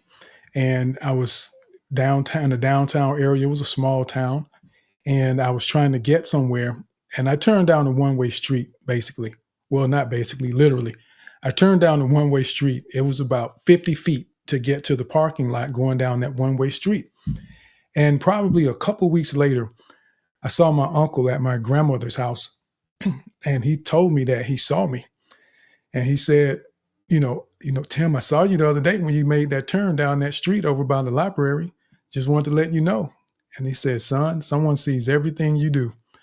And obviously that was impactful to me, because here we are 30 years later. I still remember that, and I still share that story because I understand the value of what he said. So know that someone sees everything you do, even in these spaces. Even if you may have a PFP that isn't your real picture, there are times that we make mistakes and we do things that expose us without even realizing it. So just be careful, everyone. That reputation matters, and keep striving, keep growing. As Donika said, that was the most important. What I wanted to highlight with what she said was to keep taking the chances, putting yourselves out there to grow and get better. That's why we're here. And I want to remind everyone, don't be afraid to come up and speak. Don't worry about making mistakes. We want you to make mistakes in this space so that we can figure out how you can avoid them in the future and not make them again. And if coming up to be a speaker is your first step, you don't even actually have to say anything if you don't want to. But if you just come and be a speaker and just sit here and listen as a speaker, as long as we have the available slots, that's fine. Because if that's your first step, we support that. And we're here to be with you along the way. And one day you're going to be willing and ready to say, you know what, hi, my name is Tim, and I'm trying to learn how to become a more confident and effective communicator. And I thank everyone for listening to me, and I appreciate this opportunity. And mute your mic. That's progress. And before you know it, you may be up here co-hosting with us, and eventually, like Shari, hosting your own space. That's the type of progress that we make in this community. People are taking action and they're doing things, and everyone in here has the ability to do that. And I just want you to know that, because one of the biggest aspects of being a confident and effective communicator is believing in yourself. That's where it begins, with you believing in yourself, that you have the ability to do it, knowing that you have value to add and share to this world on some level. Every one of you in here, you may not be the best speaker, but you are probably a much better developer than I am. So shine as a developer.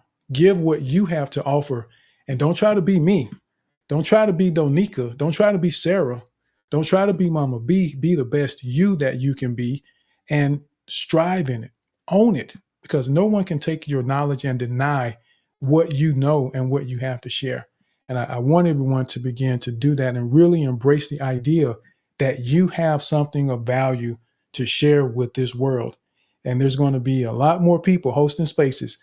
I'm not going to say Brenda's name, but there's going to be some people that's going to be hosting spaces. They're saying not right now, but it's coming, and everyone just get ready. It's coming. So, but I'm not. Oh, you know what? I wasn't going to say Brenda's name, but Donika, I saw your hand go up, and then after Donika, we'll go. Oh, okay. I was waiting. Brenda didn't throw up the laughing emoji until just now. Donika, go ahead. 30 seconds for the comment than what Miss Mama B was sharing. We do the same, Mama B, in Albania. We bring a tray outside to and we wait at the people. We don't ask, but you guys are better than us, because we give in the morning 7 o'clock coffee and grappa, which is raki, and it shakes you in the morning. So you go so happy to work all day. You are pumped. So careful when you travel in Albania. And say no raki, yes coffee or tea. There we go. You have to know what you're saying.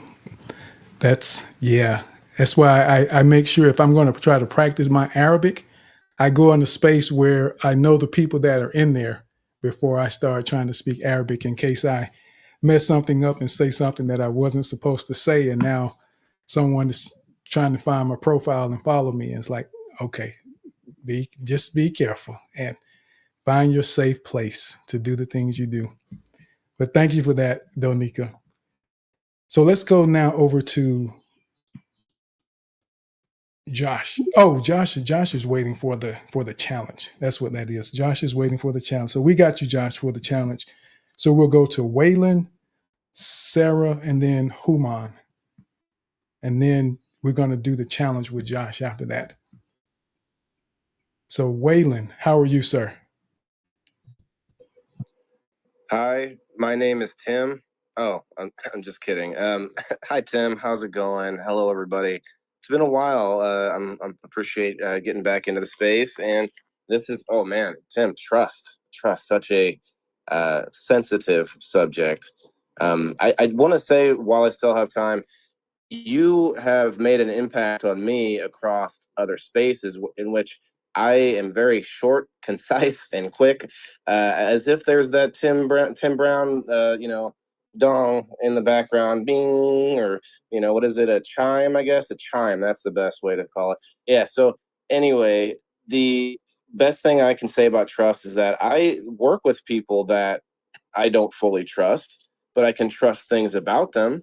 I can trust that they will, take an idea and run with it if they like it. I can trust that they are working on things for themselves, and so I can work with them accordingly. And with that in mind, knowing that hey, I may not trust them to quote have my back or to do something for me when I'm not around or whatever the thing is that I might want from people. I always love the term trust but verify. I don't know that it's really that accurate because it's really hard to trust first and then verify later. I would think verify then trust. I mean, I'm not sure if we could flip it around.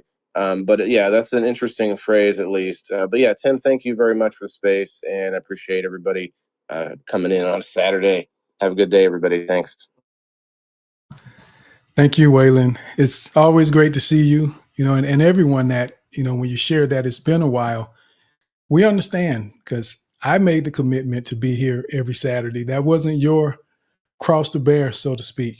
That was my commitment. And I plan to be here, at this point, because I don't know what the future holds, but at this moment, I plan to be here. So I really appreciate any Saturday that you all are able to join and show up and most importantly, demonstrate the things that we discuss in these spaces. So I'm very happy to hear, Waylon, that you have that chime going off in the back of your head in other spaces.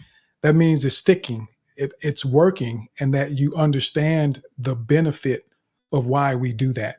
And it's following you and you're applying it in your life. And that's where we begin to really see the value and the benefit.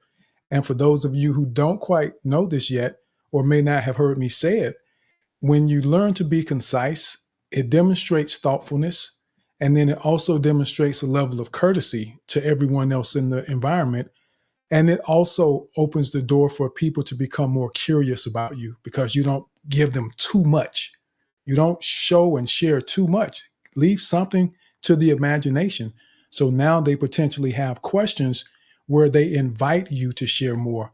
And that's the best place to be is when people actually invite you to say more. You know what, Waylon? I heard you mention this really quickly. Tell me more about this point that you made. And now you've got their full attention. You've connected. And conciseness can open those doors for you. So let's go now over to Sarah. Hi, Sarah. How are you? How are you, love? I think that Josh had to go first. I just want to let him go first, and then, oh, Josh, are you giving me a thumbs down, friend? Okay. I love our community. Our pocket family are just so generous and kind. And, that is something that is innately human, I think, deep down. You look at little children and they have this way of back and forth. But what I was going to say is that someone had mentioned it, and I'm losing track of the voices, but, John Donne, back in forever ago, said, "No man is an island." We can't seclude ourselves off. And it makes and begs the question, why? I think it's because those levels of vulnerability help us become the human that we're supposed to be, that you are not able to fully develop. I know as a mom, I wasn't really appreciative of what it meant to be truly vulnerable until you have a sick child, for instance. You have layers of maturity that you go, and concentric circles of trust. You look at all of our spiritual leaders. I happen to be Christian too, but Jesus had the 5,000 that he ministered to, but then he had his 12, and he even knew that one was going to betray him, but it didn't change his actions.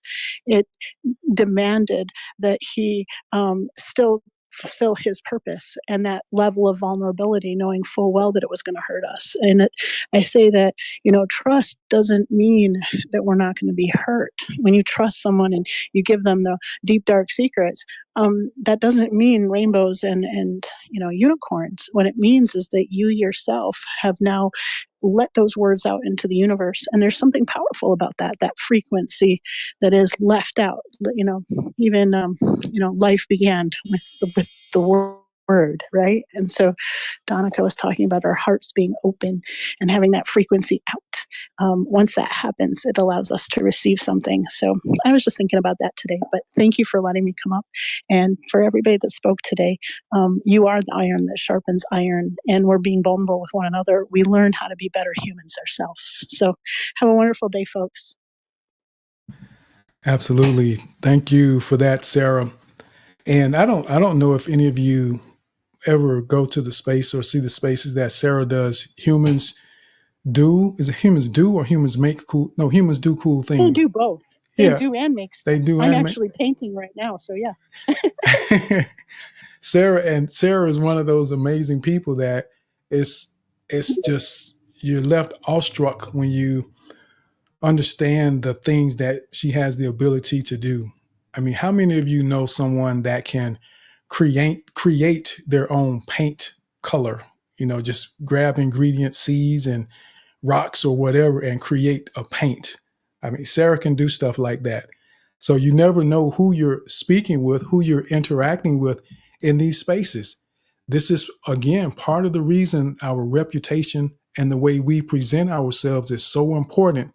Becoming more confident and effective communicators is so important in any environment, because someone in this space could potentially be evaluating individuals to figure out who their next chief information officer is going to be, or who their next chief marketing officer is going to be, who their head of communication is going to be.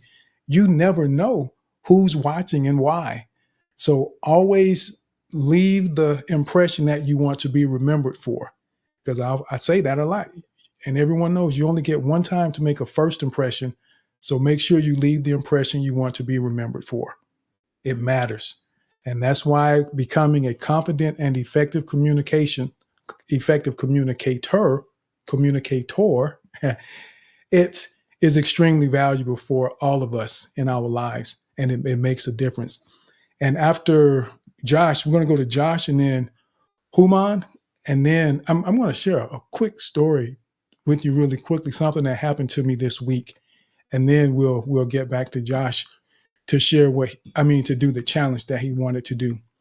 And just a reminder before Josh, so everyone knows, remember that we don't call on people unless they raise their hand, because we know that some people will come up as a speaker and that's their first step to making progress on the path to becoming a more confident and effective communicator.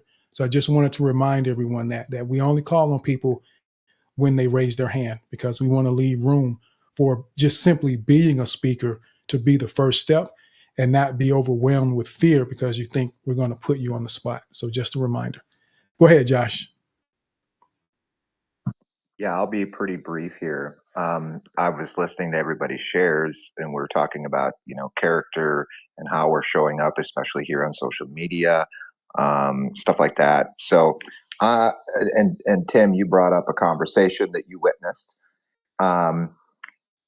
being authentic. So building trust is being authentic. So, I want people to know who I am, the real Josh. I don't want to be secret. I don't want to be hidden. So if you scan my profile, I do videos all the time. I come up and speak in spaces. You get like the real Josh. And so building trust is understanding the real person underneath the veil. And it works in personal relationships, whether it be with a partner or friendships or in the workplace. So I try to work really hard on being the authentic Josh and give you the choice to like me or not like me. That's okay. But I want to see the authentic you. So on social media, for example, if you follow me, great. That's awesome. I'm glad that you found my content, something that attracted you to it. But I typically don't follow people back unless I've heard you speak because I want to hear your cadence. I want to hear your tone. I want to hear all of these things. I can't see your face. Sometimes I can, depending on your avatar. But I want to know the real you. So I'm not going to really follow anybody unless I've heard you speak and say, okay, well, let's build this trust from here. And because trust is a building block, I give you a little bit and then we'll build it from there. So, but that individual that you referenced, Tim, is somebody that I've had private conversations with and we're building. But I know what I'm getting. And that's what I like about that individual. I know what I'm getting engaging with you, and I trust that now. Anyway, so yeah, that's all I wanted to share, Tim. But let's do the challenge. Let's do it. Absolutely. We definitely have you on the board, Josh.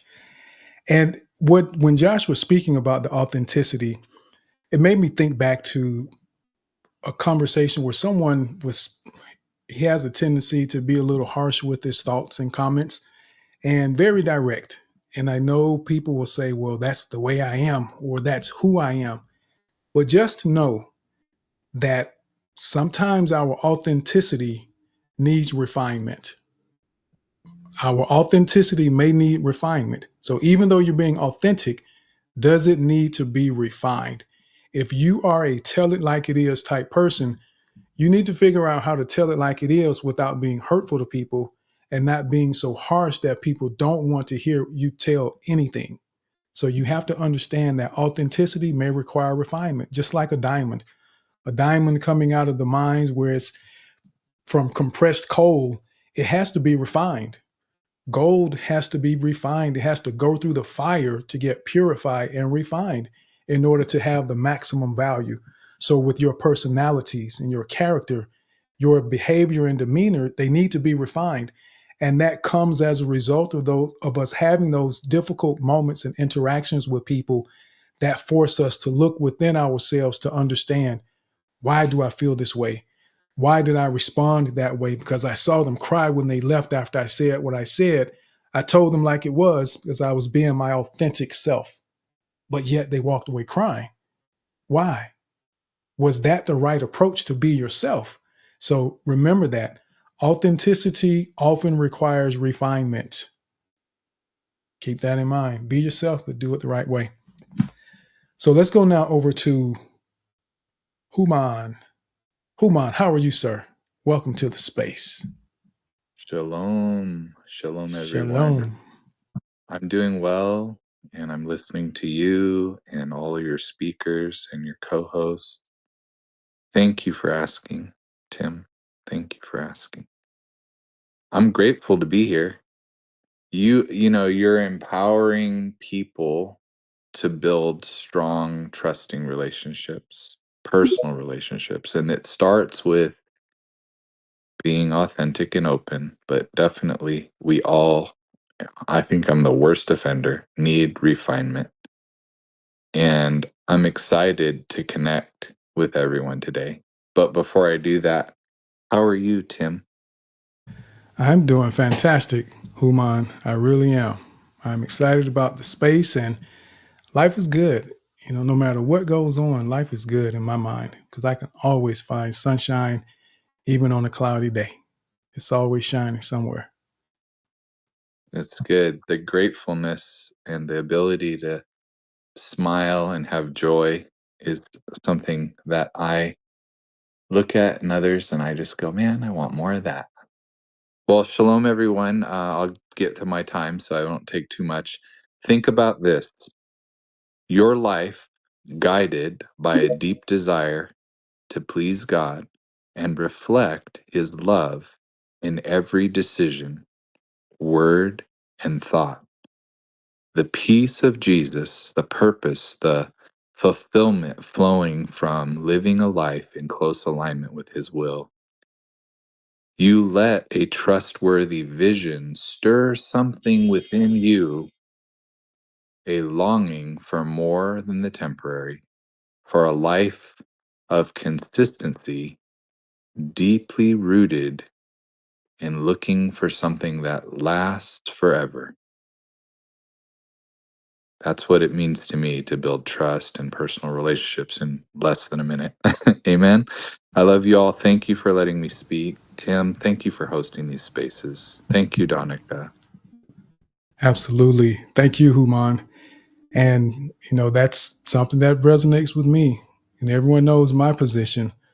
And I don't try to preach to people, I don't try to impose on people, but there are those moments where it's important that people understand my position. And I think it's valuable to know the why behind what I do, especially if you find value from the things that I do and the things that I say, understanding where it comes from, the source of my commitment.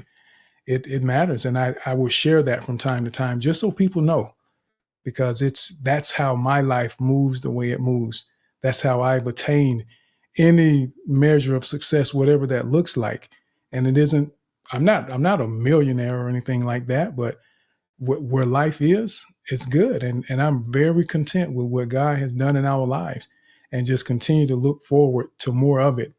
And at the end of the day, I pray that God blesses everyone in this space, and everyone that may be listening to the replay, beyond what you ever asked or imagined, because it's possible. And it begins, though, there's work that we have to do. So I want to say thank you again for those of you that come to this space and do the work, because we have to do work. You've probably heard the saying that says faith without works is dead. You can have faith and believe, but you still got to do some work. So thank you all. And I mean, I'm saying thank you because I benefit from seeing the growth. I enjoy hearing the stories, the successes, the way your lives are transforming as a result of our interactions together. And it really feels good to know that this time we spend together, I mean, hours and hours and hours, especially those of you that have been coming for any period of time. I've been doing this for almost 2.5 years now, and I still enjoy it. I still look forward to Saturday mornings as though it's the first time, because I know the value of what we get to do together and how lives are changing. Lives are changing. So thank you all again for that. Thank you, Human. You're welcome, brother. So let's go now. Oh, Madev, I see your hand. Go ahead, Madev. I just wanted to let you know, I'm willing to do a challenge. If this time actually I'm up for a challenge. There we go. I love it. Madev said he is ready for the challenge. So let's go to Ingrid. So we got Ingrid, and then we'll go to Josh. We'll begin with Josh. Ingrid, how are you today? I am fine, Tim. Thank you so much. I didn't think I was going to come up so soon. I want to say a special thank you to Bella. Bella is with us today, by the way. Bella has been very busy with her dog doing search and rescue. She was the one that introduced me to you, Tim. And I always like to always thank her. And every day after I finish the space and share it with her, which she listens later and gives her critiques, to tell her thank you so much for giving me the opportunity to discover you and be part of this community. I must say though, today, I get rather mushy. I tend to get mushy. And a lot of times to some people, being mushy or crying or showing that inner self shows they think that you're weak. It shows like a sign of weakness, and it's not. I just happen to just be a mushy person. And the topic today really comes close. It hits me in my heart because I tend to, my mom always taught me to always find something special in a person, regardless who they are. There's going to be something that you can like about them and plant that seed and watch that seed grow. There could be someone that you may not have even thought that you will have any feelings for, but allow that feeling to grow.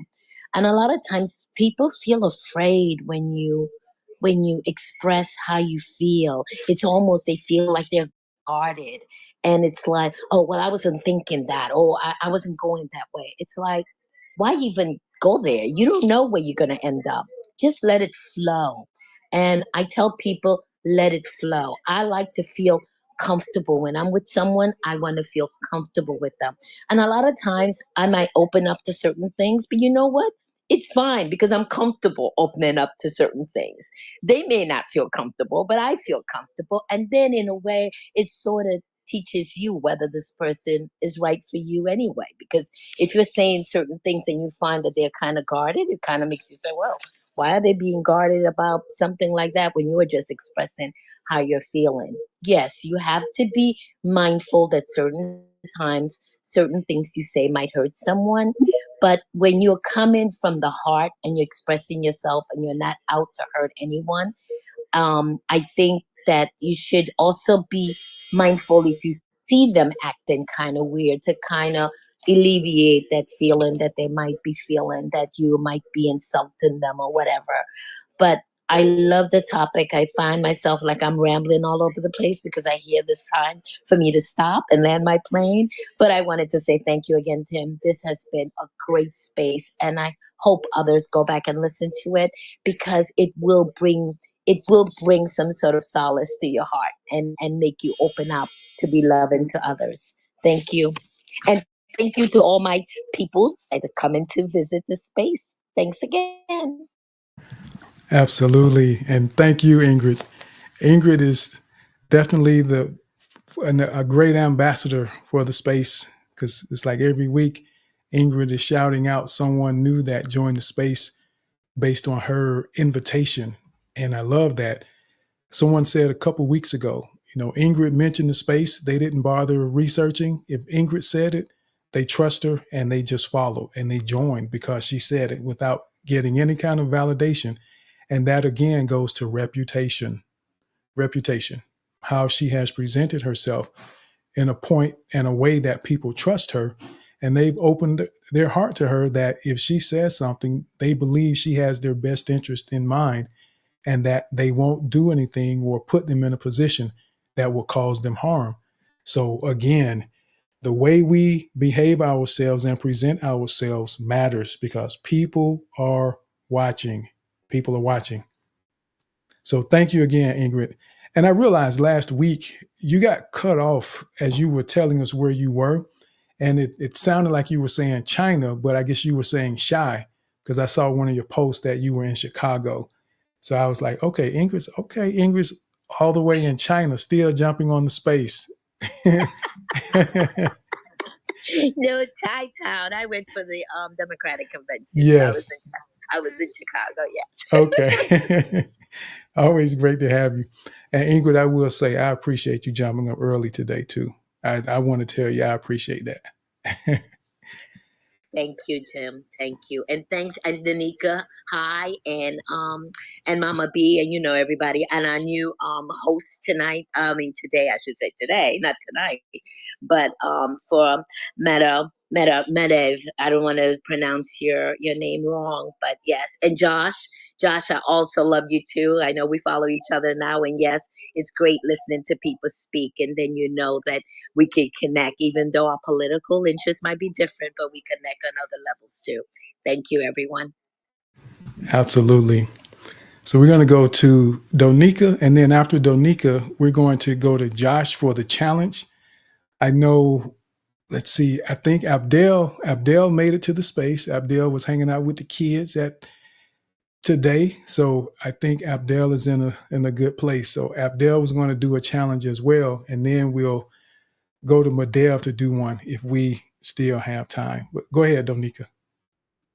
Well, this is for our ambassador of the space. I love how she came with open heart and said, I feel mushy today because she either is on a train, on a car, somewhere riding, and come at the end is like that cherry at the top of ice cream. But today she's quiet, and I love when she said that she Ingrid delivered what she had to deliver and brought the mom in there because guess what? Those memories, as Tim brought the uncle, every word then impacted our life. We like to repeat. Why? Because it affected you in a positive way and we want to share with others. So mom said, be kind or do something kind to others. And my mom used to say, if you don't have nothing nice to say, don't say nothing at all. And listen twice and speak once. But when you speak from your heart. So I send you a lot of love so you can move and put some music like Tim puts in the morning and keep dancing, sister. Absolutely. Ingrid, you always hear the smile when Ingrid comes up. And it's okay to be mushy, Ingrid. Don't quench the mushiness when you feel it. I mean, I don't. If I feel it, I will. I watch movies and stuff and I will tear up. There's some of these videos on the platform I posted that I watch. And as I get toward the end, I feel a little mistiness pop up because it connects with us and it touches our hearts. And we're human. Men are human too. So I don't want anyone to be ashamed of that. When you feel those emotions, own it and let it happen. And that's an area that helps build trust. Part of that, sharing your heart first. Because I know people are very hesitant to share that level of emotion when it comes to someone that they're trying to build a relationship with, to cry.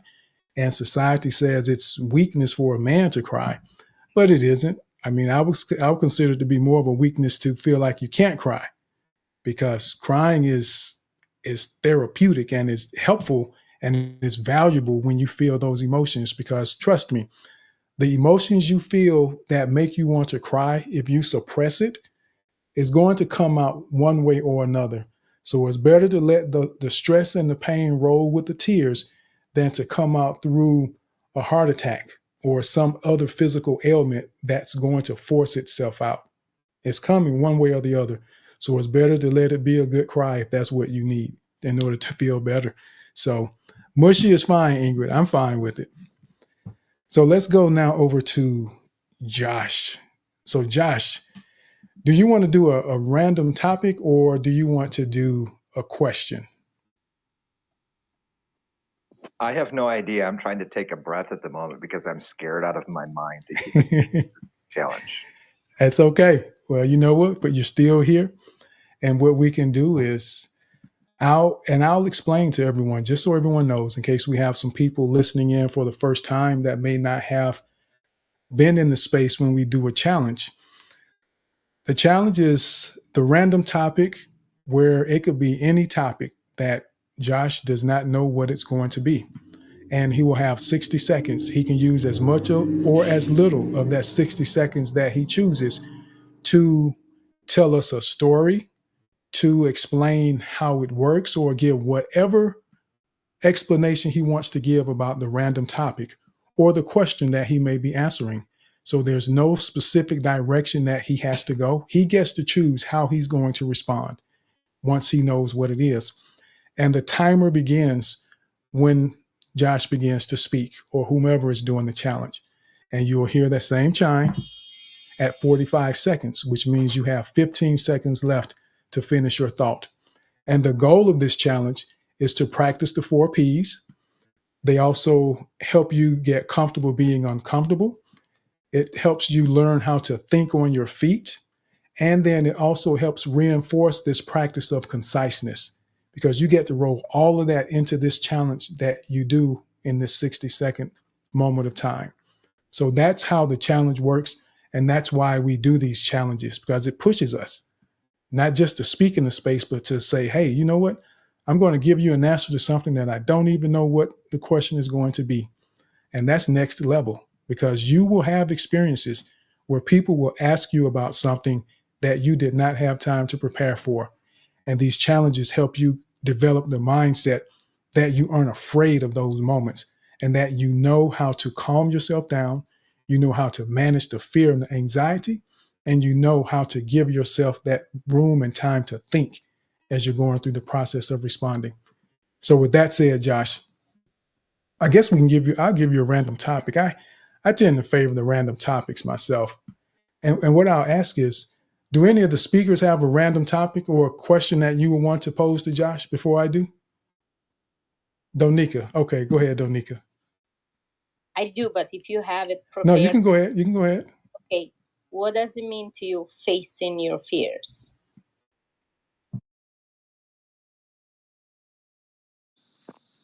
Well, this is a perfect example. My heart is beating 1,000 miles a minute. I am nervous. I am sweating. Um, I was enjoying some preview pictures that Donica sent me that she will maybe share later. And that helped me calm down and just enjoying that moment. And, maybe it's a distraction sometimes. But being challenged like this randomly, yeah, that's very nerve wracking. And, but I trying to slow my voice down as I'm speaking, make sure my cadence is okay, and facing my fears. Like I said, I'm nervous, I'm scared, but that's okay. I can calm my nervous system down and try to um, in a comfortable manner, and maybe just share my heart and not be afraid to just be the authentic Josh. So I didn't say anything brilliant or anything.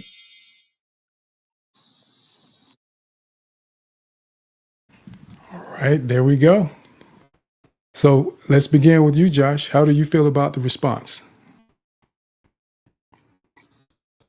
I don't feel like I articulated everything that I would like to have done, but I really tried focusing hard on my breathing and bringing myself down. So that's what I was practicing. Excellent. And that's one of the things about it. When we start thinking about the refinement, when we have an idea, and this is when you have time to prepare, because we won't always have a lot of time or enough time to say everything. And that's where we figure out what's most important. And while he didn't have time to prepare for this, this exercise teaches you how to very quickly process thoughts. And okay, I know what happened. Okay. But it helps you process those thoughts and understand how to get in and out of comments that you're making more smoothly. It helps you develop your ability to transition in those thoughts and in those moments. So it's just it's refinement. It's refinement. So Donika, you want to give feedback to Josh? I do. Okay. I think that he did good because I knew I purposely picked that topic. But what I like about you are so vocal, embracing that you have fears because it's the first time for you. So you let people know then, hey, it's the first time. You either love me or leave me alone. Number two, you found something that make you happy or distract. I sent him zucchini bread and the spinach pie that I make. So he probably, his mouth is watering in there and he forgot to be anxious.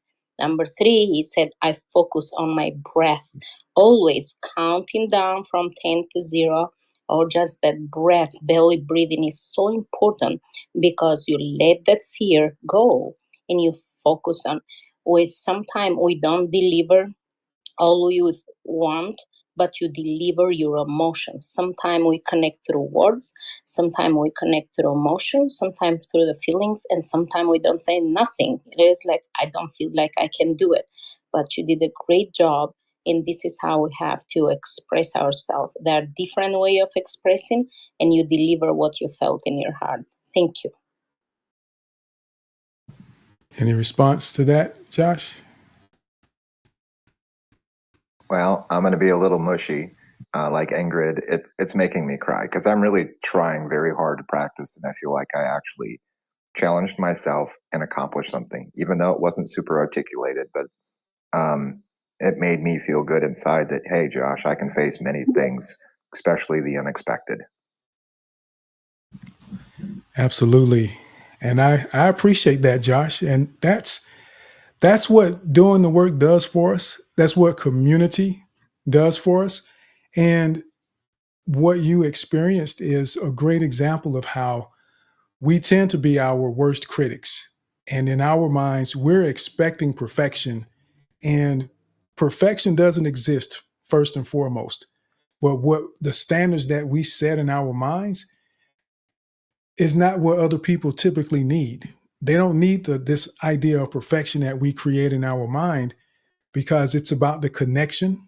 But at the end of the day, I like that you chose a couple of things that you wanted to focus on, that you wanted to work on.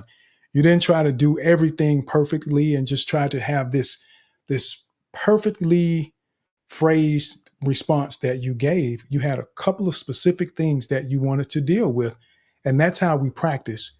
We need to identify a couple things that we want to work on at a time and not try to do too much because it will become overwhelming, because it's very difficult to think about 3 and 4 different areas that you're wanting to improve, because your mind is going to think, all right, making sure I manage my pace right. But it's difficult to think about your pace and then think about pitch or several other things at the same time. So I love that you did that, Josh. And before I say any more, I want to see, Human, did you want to give feedback to Josh? I just love Josh. I want you to know I care about you, Battle. You're amazing. Don't thumbs down me. You're amazing. I love hearing you speak. Also, can I do a challenge? I didn't even know we were having challenges. This sounds like fun. The challenges are indeed fun. And what we'll do is we'll see if we may be able to squeeze in another one. So I know Abdel wanted to do one, and Abdel's coming back from last week. He wanted to do one. We ran out of time. So I'm going to stop talking so much, and we'll keep it moving so that we can try to get you a challenge, Human. But Josh, your pace was great. I thought you had great pace with what you were doing. You took your time and you gave yourself room to think. You didn't rush yourself to feel like you had to just run through everything. And that makes it a lot easier for us when we slow down, when we manage our pace to a point where we don't just run through it too fast, because there's 2 benefits to that. Is it allows the listeners an opportunity to hear, understand, and connect to what you're saying. And then it also gives you time to think and process what that next thought is going to be, because our brains are amazing. If we don't allow fear to interrupt the ability of our brain to process and compute and provide us the new information and thoughts that we need. So just keep doing that. You did a great job, Josh. I love the pace, pitch that you had, and it was genuine. It sounded like you were being Josh in that moment, and we can't ask for any more than that. So let's go now over to Abdel. Abdel, are you in a position to do the challenge? Hi, Tim. Hi, everyone. Hello. Can you hear me, guys? Yes, we can hear you. Sorry, guys. I would love to join the challenge, but I'm still on the road, so the internet has been stable. So I think I'm gonna drop for this one today. Okay. Hopefully next time I will be able to join. Thank you. Yes. I appreciate it. Absolutely. Well, thank you for dropping in to listen in with us. And as I said, I want you safety first, because it requires thought to do these challenges. And if you're driving, I don't want you trying to process a response while you're driving. So we'll definitely put you down for next week, or when you're able to make it back, if not next week. So let's go over now to, we'll go ahead and go to Human. So Human, you ready for the challenge, sir? Yep, my heart's starting to beat. As it typically would. And just so everyone knows, those butterflies that you feel, we all experience butterflies no matter how long you've been speaking.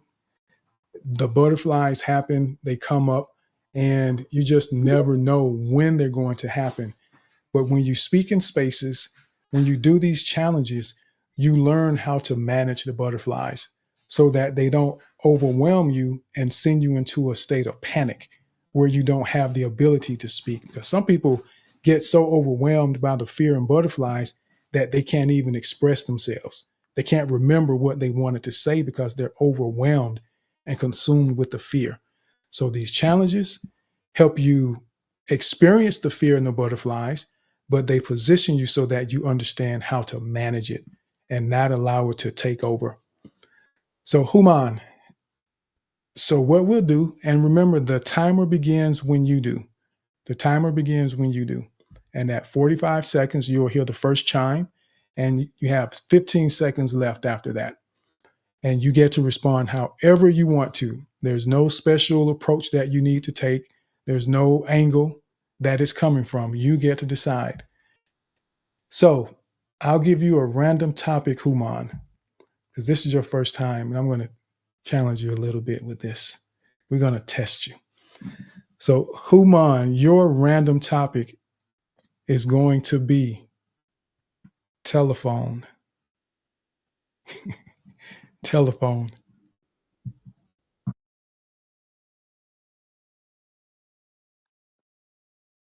Do any of you remember when we were little, we played this game called telephone? It's where clear communication over the phone builds, over this game builds trust and understanding. It helped us to avoid misunderstandings because it ensured us every one of us were on the same page. And when it wasn't the same page, we laughed. It was fun, right? And so we learned to listen actively. We learned to show respect and sometimes be crazy and just make it fun. So I remember this game, Telephone. It was a clear conversation, communication building exercise. And I loved the game. It was a lot of fun. All right. All right. So, Human, kudos to you, sir. What's your feelings and thoughts about the response?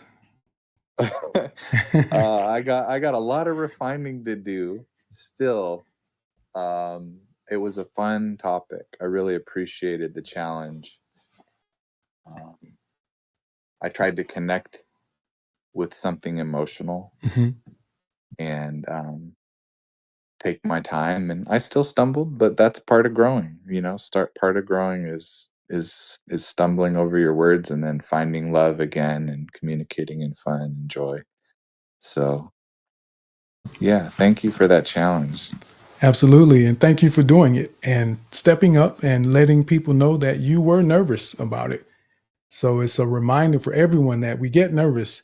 Human hosts his own spaces, people, and still there was some nervousness about doing the challenge. And what happens is, and again, remember understanding why. This nervousness kicks in because we are in a position or a situation where our brain can't identify the outcome. Our brain doesn't know what the outcome is going to be. So it's preparing us for fight or flight just in case we need to run or have to fight. So it does not distinguish between the bear or making a mistake while you're giving a response in the space. It's just get ready, get ready. So I'm going to juice you up a little bit. So whatever needs to happen, you'll be ready for it. And we just take deep breaths, we slow down, we pause, and then we move forward. So kudos, Human. Anyone want to give feedback to Human? We'll take a couple. So Jay Brown, did you raise your hand to give feedback to Human? Oh, no. Okay. I just wanted to participate in the challenge. That's it. Gotcha. Josh, did you want to give feedback to Human? Just a real quick feedback because I know we're on a time crunch. Human, I love Human. I will just give you some flowers, my friend. Your cadence and your pause was excellent. and you met the challenge almost perfectly. You didn't stumble too much. I think everybody heard the effective communication that you were trying to share with us, because that is the entire point of the game of telephone. I remember playing that as a kid, and so that's just an awareness of how, things can be lost in translation sometimes. But you effectively communicated what you wanted to share, and so all of us on the receiving end raised my hand and said, "Yep, I heard what you said." There we go. There we go. Madev, did you want to give feedback? Yes. Yeah. Oh, yeah. I wanted to give a feedback. I actually liked the way he started. It was the pace at which he started was amazing, and um storytelling. He used storytelling as a means to like communicate to us, and so it was quite easy for us to resonate with the story. So yeah, great one, woman. Absolutely. Hey Tim, Yes. I did want to give him one shout out to for Okay. that. Is the thing about it is that who man you paused for a second and went to a place of understanding. You know what a telephone is, you know the story, so you were able to lean on that, which is always the best part about when you're speaking in public is to lean on what you already know. It makes it less of a weird feeling, if that makes sense. Like you just a telephone. Yeah, I know. Let me tell y'all this story. Like you just took it to a personal place that in most cases when you do that, you are talking to people and that draws us into listening to what you as an individual have to say about your experiences with telling that story. So shout out to that because I use that myself when I'm nervous. Absolutely. And again, it goes back to that pause, the value and power of the pause. It pulls us in because when you're speaking at a pace where you give yourself time to think, it puts people on the edge of their seats because they're waiting to see what the next move is going to be. What's the next part of the story? So people are on edge. And I felt like it was very connected, especially the way that you began it. For my ears, the way I was listening to it, I could hear you. It sounded like you were switching between the personal aspect and the technical aspect, where you began to teach a little bit, and you tried to figure out how to get back to the personal side of it. So that's what I heard you do. But overall, I thought it was great, the approach and the comfort level that you had. So kudos to you. And I think Mama B, you wanted to share something. Yes, I'm sorry. Yeah, you cut off when you said Madev. I thought you were calling me. So apologies for that. Yes. Yeah, I wanted to say, who man, I was jealous and I thought, you know, he is so smooth and suave. And wow, that was great. That was great. And so when you started with the question you started with the question, I thought, oh, that's beautiful. When you started with a question, it just had me there. And of course, because I can remember those days with the telephone chain, whatever they used to use it. But anyway, I just wanted to say, yeah, you pulled a smooth and suave move on us and got us all hypnotized. That was beautiful. Thank you. Yes. Yeah, Can go I ahead. respond to Yep. everyone? Yes, I was just That about was, to. Yep. thank you, Tim. I want to say, you, the speakers, a lot of you, I've spoke with you in spaces before. I've been in your rooms, and you impact me. Your words are powerful, and so I just wanted to thank you for your joy, for your love, for your corrections. Like everything that you've given to me are making me to be a better human. And so a spoonful of sugar helps the medicine go down, right? So that's what I was trying to do. Thank you for noticing that, Tim, because that's what I was doing. I was trying to give a story, some teaching, and then back to story and personal. And I was pounding in my heart, just like Josh, because it was the fear of the unknown. But I just thought about something Donica said to me, and an encouragement she DM'd me, and we all have that gift, each one of us. And Donica has an encouragement gift. So I just thought, I'm going to think about this shalom that I carry. Amen. And tried to speak from that. So I love you all. We appreciate that, Human, and we love you back. And yes, and seeing what you did was great practice, very intentional, trying to incorporate the storytelling and the educational aspect as well. And when you have time to prepare, that just helps you refine the process and the approach when you're doing something that's a little longer and you can actually think through it. So I love that you took that approach. And I wonder if anyone else caught that, because as confident and effective communicators, that's part of what we do is we're listening and we're paying attention to what's going on so that we understand what someone is trying to do. But we can't do that unless we're really paying attention. So kudos to you for making an effort to do that. And you pulled it off. I followed it, so thank you for participating. Now it's 1:16 and we have 14 minutes, probably 13 and a half minutes left now before we close. And what I will do is I see Gideon's hand. Gideon, how are you? You have something else you want to share with us?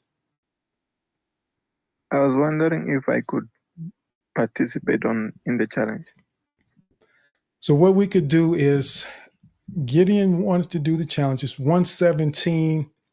I tell you what, Gideon, because I know once we do those, if we do another challenge and I see another hand up, let's do the challenge next week if you're able to come back, and that way we can get, I tell you what, let's do the challenge. We're going to do the challenge, Gideon. We're going to do that for you because you came up and you took a step today.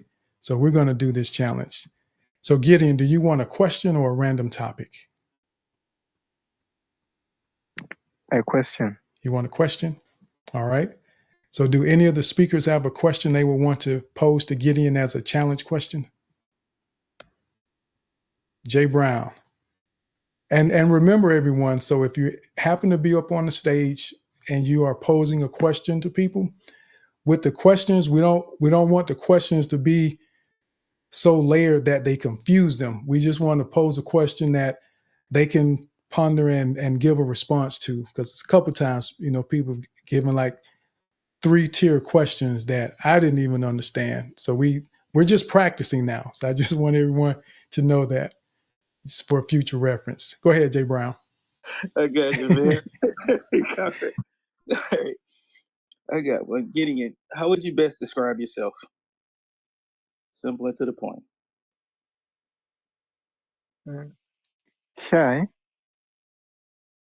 Shy, but I usually, well, how can I say this?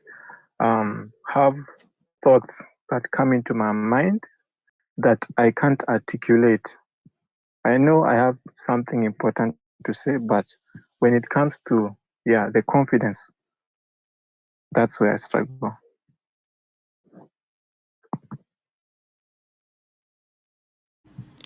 Yeah, I'm done. There we have it. All right. So how do you feel, Gideon, about your response? Right, like I feel like I was able to get to communicate the thought through right now, because previously my heart was pounding, but I've managed to speak at least what came into my mind. Yeah, because that was the struggle previously. Yeah. Oh, I love that. I love that. Progress on the spot. This is real-time progress that Gideon is demonstrating. So anyone want to give feedback to Gideon? Donika and then Josh. Gideon, congratulations. I never thought that you were nervous or your heart was pounding. Guess what?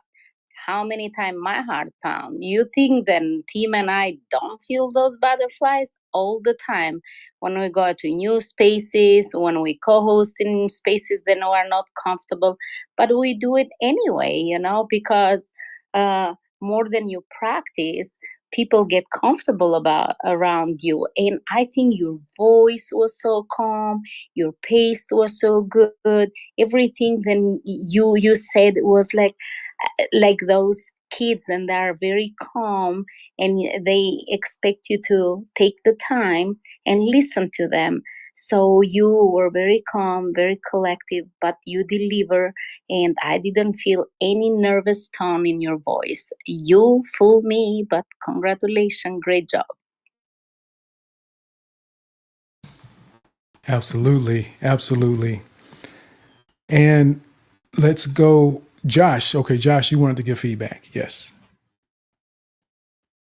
I just wanted to say, Gideon, your courage was infectious. So anybody that was listening that maybe feels unsure of what to say, you were very concise and short, and it was perfect. It was perfect, and it gave me the courage, a little bit more, adding to my strength and ability to feel comfortable. So I just wanted to say thank you, and I appreciate it. So I saw Jay Brown. You wanted to give feedback?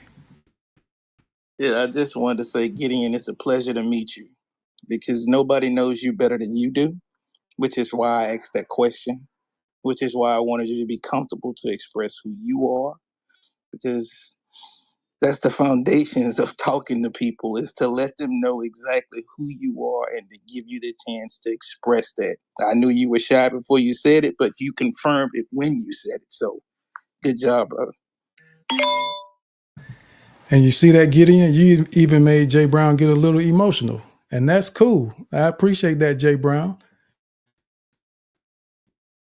So we set examples, and you never know the impact you. And I mess with Jay Brown. I know he wasn't emotional, but it sounded like it a little bit. But Gideon, that's a great job. And I want to see Human. You have something you want to share? Feedback? Gideon, I grew up in America and I love your accent. It, it's like eating like food from another country, right? And you love the meal and you're like, "Oh, this is I don't get to eat this all the time." And I just wanted you to know that when you spoke to me, I think there are a lot of Americans that feel this way as well, that they like the accent of people speaking our language and that they have their own flavor. And so I just wanted to say, when you speak, it's something that I really enjoyed listening to, really do. Absolutely. And Bob, was your hand up for feedback? I didn't think it was. As much as I'd love to give feedback, I think, Gideon, it's awesome that you came up and said something. Let's go. You said you're shy and you had the confidence to speak. I think that's fantastic, but my hand wasn't up for feedback. But there it is. Well done, Gideon. I didn't think it was, but I wanted to make sure just in case. And what I will say, Gideon, of course, kudos to you for doing it. And I think you had a great pace. It sounded like you were comfortable. And I want everyone to pay attention that when the people doing challenges often say that they were nervous and really nervous, we don't hear the nervousness when you're speaking. So don't allow that to be a hindrance to your ability because you think people are hearing your nervousness, because most times we don't.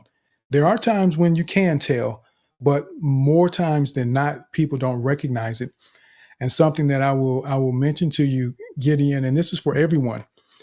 If it's a question that you're responding to, I like to personally restate the question.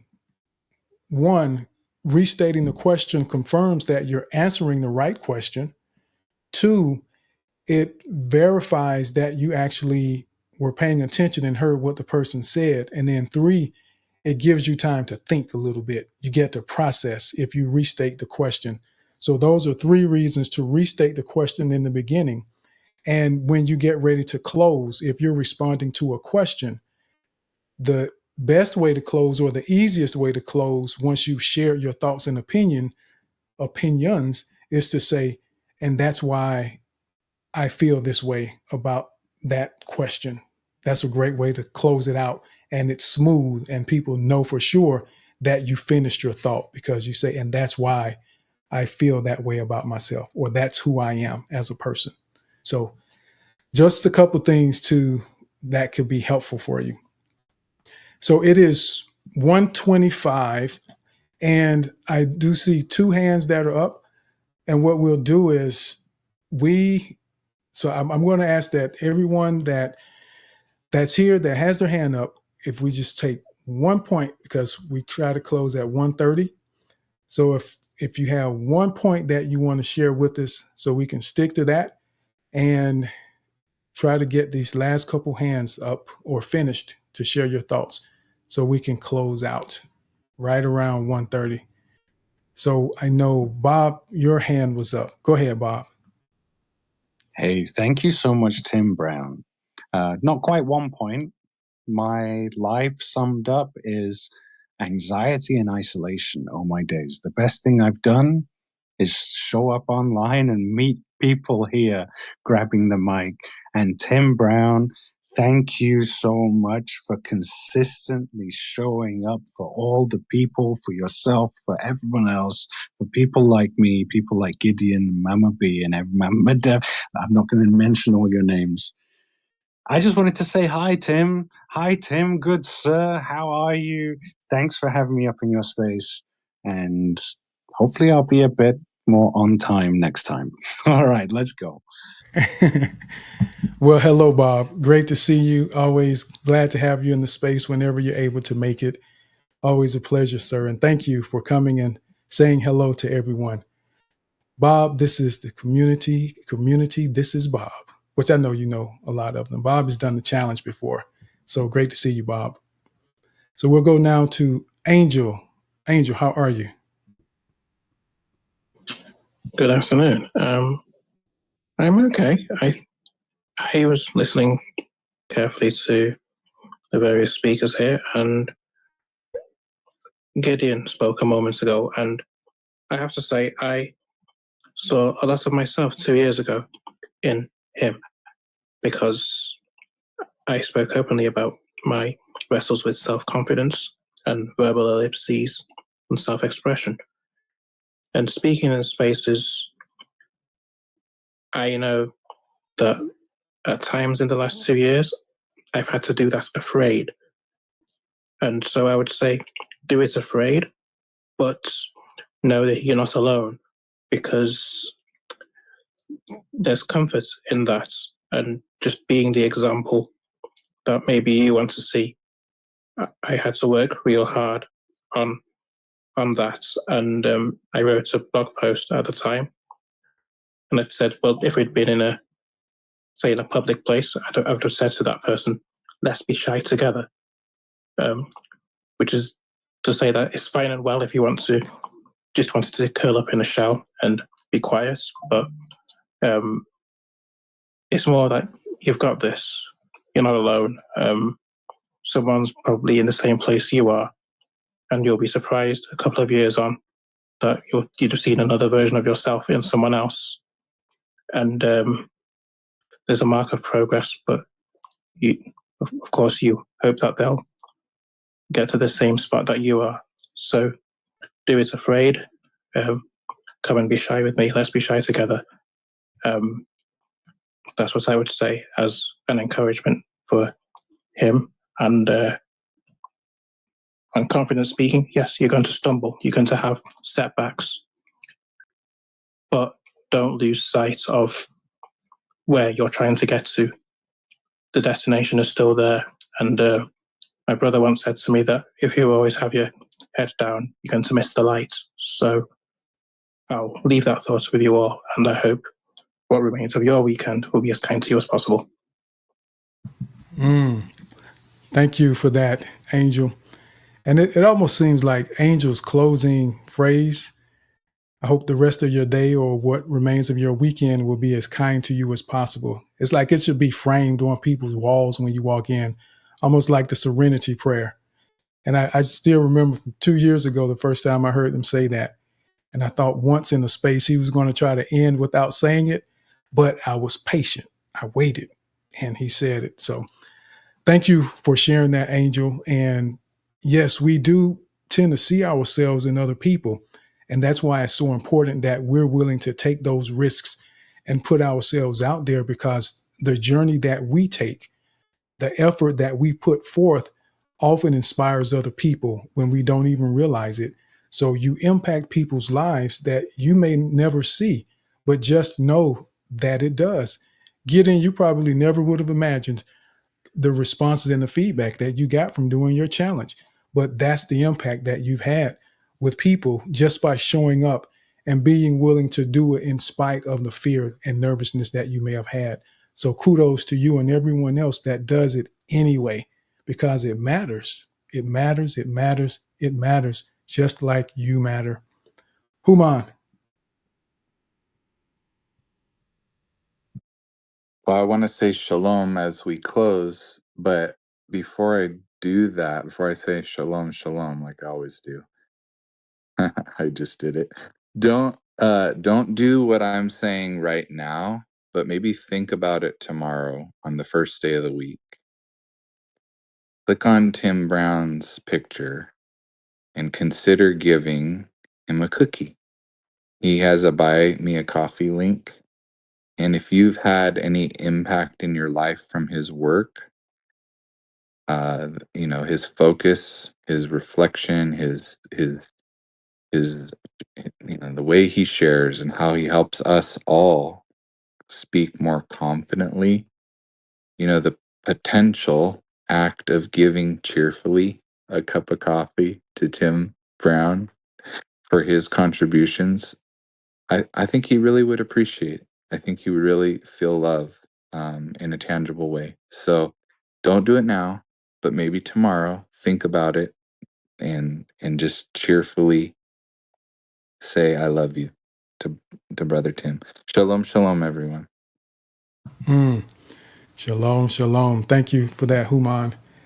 And that's, like I've told everyone, in recent weeks, just develop the mindset that you want to be generous to people, in general, not even just me, but just in general with people, because it matters and it opens doors for you. And not that you do it because you want something in return, but because it adds value to your life.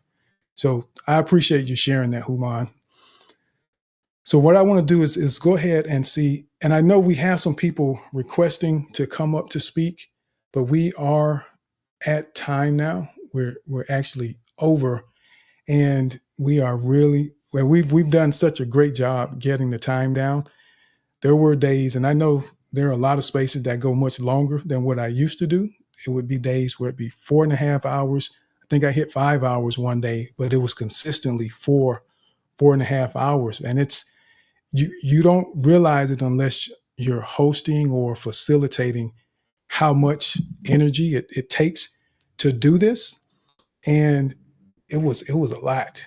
So we've gotten down to where we're right around 1:30 now. I know it's 1:33, but what we're going to do is go ahead and see if Madev has any final thoughts that he wants to share, and then Donika, and then we're going to go ahead and close. But I hope that everyone is able to come back. Those of you that were going to share something else, if you're able to, put it in the trouble so we can see it and that it stays with the space and we can reflect on it.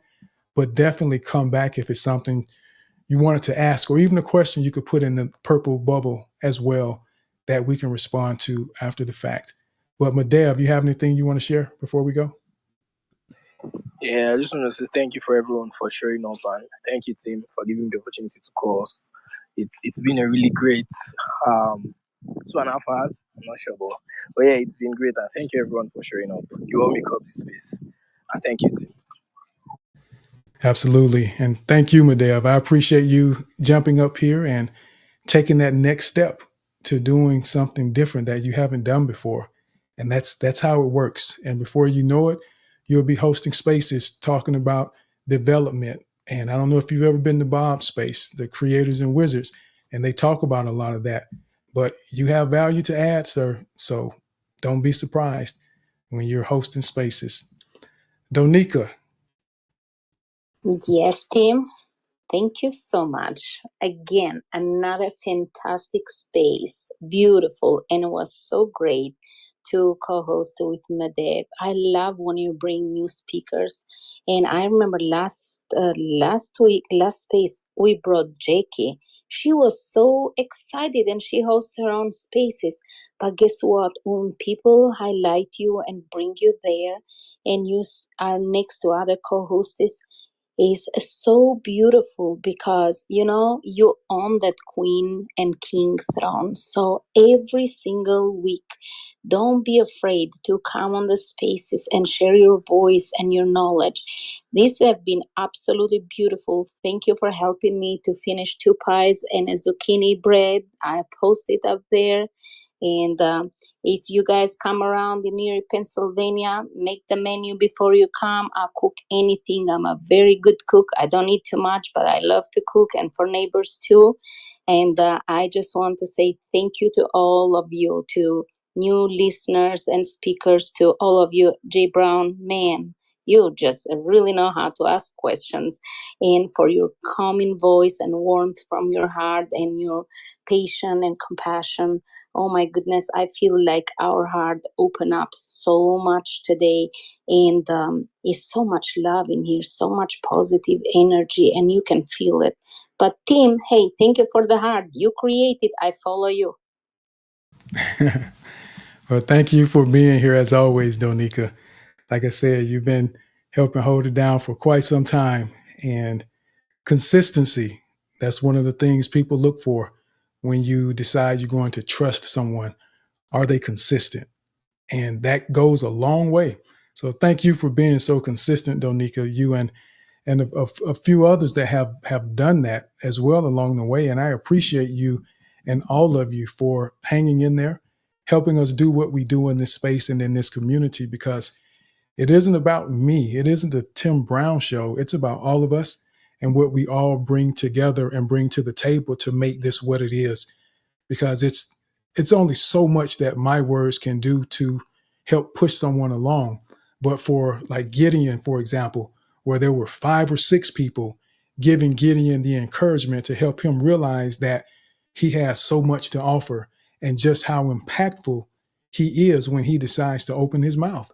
But that doesn't happen unless you have a supportive community like this. And that's what we do for one another. And that's why I encourage you to keep coming up, keep joining, do the challenges, be a speaker. Don't be afraid of one day you see a co-host invite to come up that I may not have even asked you before the space. Don't be afraid of it. You can't mess up. As long as you're kind to people and you are supportive of people, you can't mess up as a co-host in here.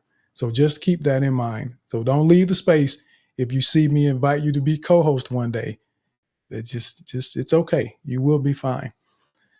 So I want to just say thank you for all the listeners that have been here listening. Jason, good to see you, sir. Thank you. Bella, Yunda, Cats. Look at Cats in the space. Cats doing events all over the world. We got Brenda that's here, Loan, Max, Rookie, Shari, Al Noreen, Anetta, AI. And we still got to get Shari up here at some point because I wanted Shari to share her experience from when she first opened her space, what that was like beginning a space and doing it for the first time. Because I want you all to understand what it's like for different people who may not have felt like they could do it, but yet they still are. So Shari's been doing her space now for about 2 months at this point, and she never thought that she would, but she is, and she's doing it. But Abubakar, AI, Amir, Stephen, we got Kim, Roseanne, Cindy's, Lord No Face, Fernan, Shola, Anya, Adam, Chanel, Merchant. We've got Asma. We also have Iesu, and I hope I pronounced that correctly. And if at some point in the future you're able to join, if I mispronounce anyone's name, I would love for you to join as a speaker in the future and let me know how to pronounce it correctly. Then we have Kim, Jane, Pawn to Mushroom, Shani, Ali, Luferology. We've got Abdulaziz, Grandmaster, Sonia, Phoenix, Des, Sibs, Sophia, Immorti, John, Suthukazi, and then we've got Makulu, Anna, Pry, we've got Sahando, and then Ahmad. So thank you all for bearing with me as I do that. And it's intentional, and I know that it takes a couple minutes of your time for me to read the names of the people that are listening. But I like to acknowledge the listeners that are here as well, because you're just as valuable and important to this space doing what it does, because your presence helps other people know that we're here doing this, and you open the door for more people to get involved and for us to continue expanding the ripple effect of what we're doing. Because even if you don't say anything in the space, if someone sees you, they come, they join, they learn something, and now they go back to their family and they have a better relationship with their children because of their presence here. You had an impact. That's why I need you to understand that even as a listener, it's important that you're here. And definitely the speakers, I get to acknowledge you and thank you real time.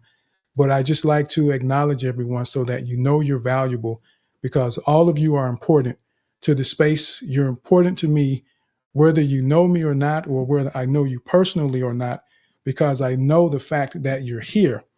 You care about being better, and you care about doing something to make a difference in the world. Otherwise, you wouldn't try to grow and spend time in an educational space like this, because there's so many other spaces you could just be having a good time, but you choose to be intentional and come hang out with us here in this space to get better so that you can be better for all the people in your life and this world. And if we continue becoming more confident and effective communicators, we can change the world one conversation at a time, because there's 65 people in here right now. And if all 65 of us develop the ability to diffuse conflict in our interactions at work or in the grocery store, that's 65 less opportunities for someone to get themselves in trouble because they had a moment of indiscretion and did something that changed someone's life forever. So what we do is valuable. And I want everyone to understand that it isn't just about hanging out in this space, coming up, giving our opinions about whatever the topic may be. It's about transformation so that we truly can live our best lives, because we are becoming confident and effective communicators, which will change the world one interaction at a time. So with that said, I really appreciate you all, and I hope you have a fantastic rest of the week. And I'm really grateful for you, and I mean that. And I hope you know it. And as always, I want the best for all of you. Thank you for joining today's episode of the Confident Speaking Space. Your contributions as a speaker and your presence listening live or on the replay are greatly appreciated. If you enjoyed the experience and want to show some love, feel free to visit the link on my profile and buy me a coffee. Until we meet again, I pray you have a fantastic week ahead. So be blessed, be safe, and be intentional about becoming a more confident and effective communicator. Let's get it.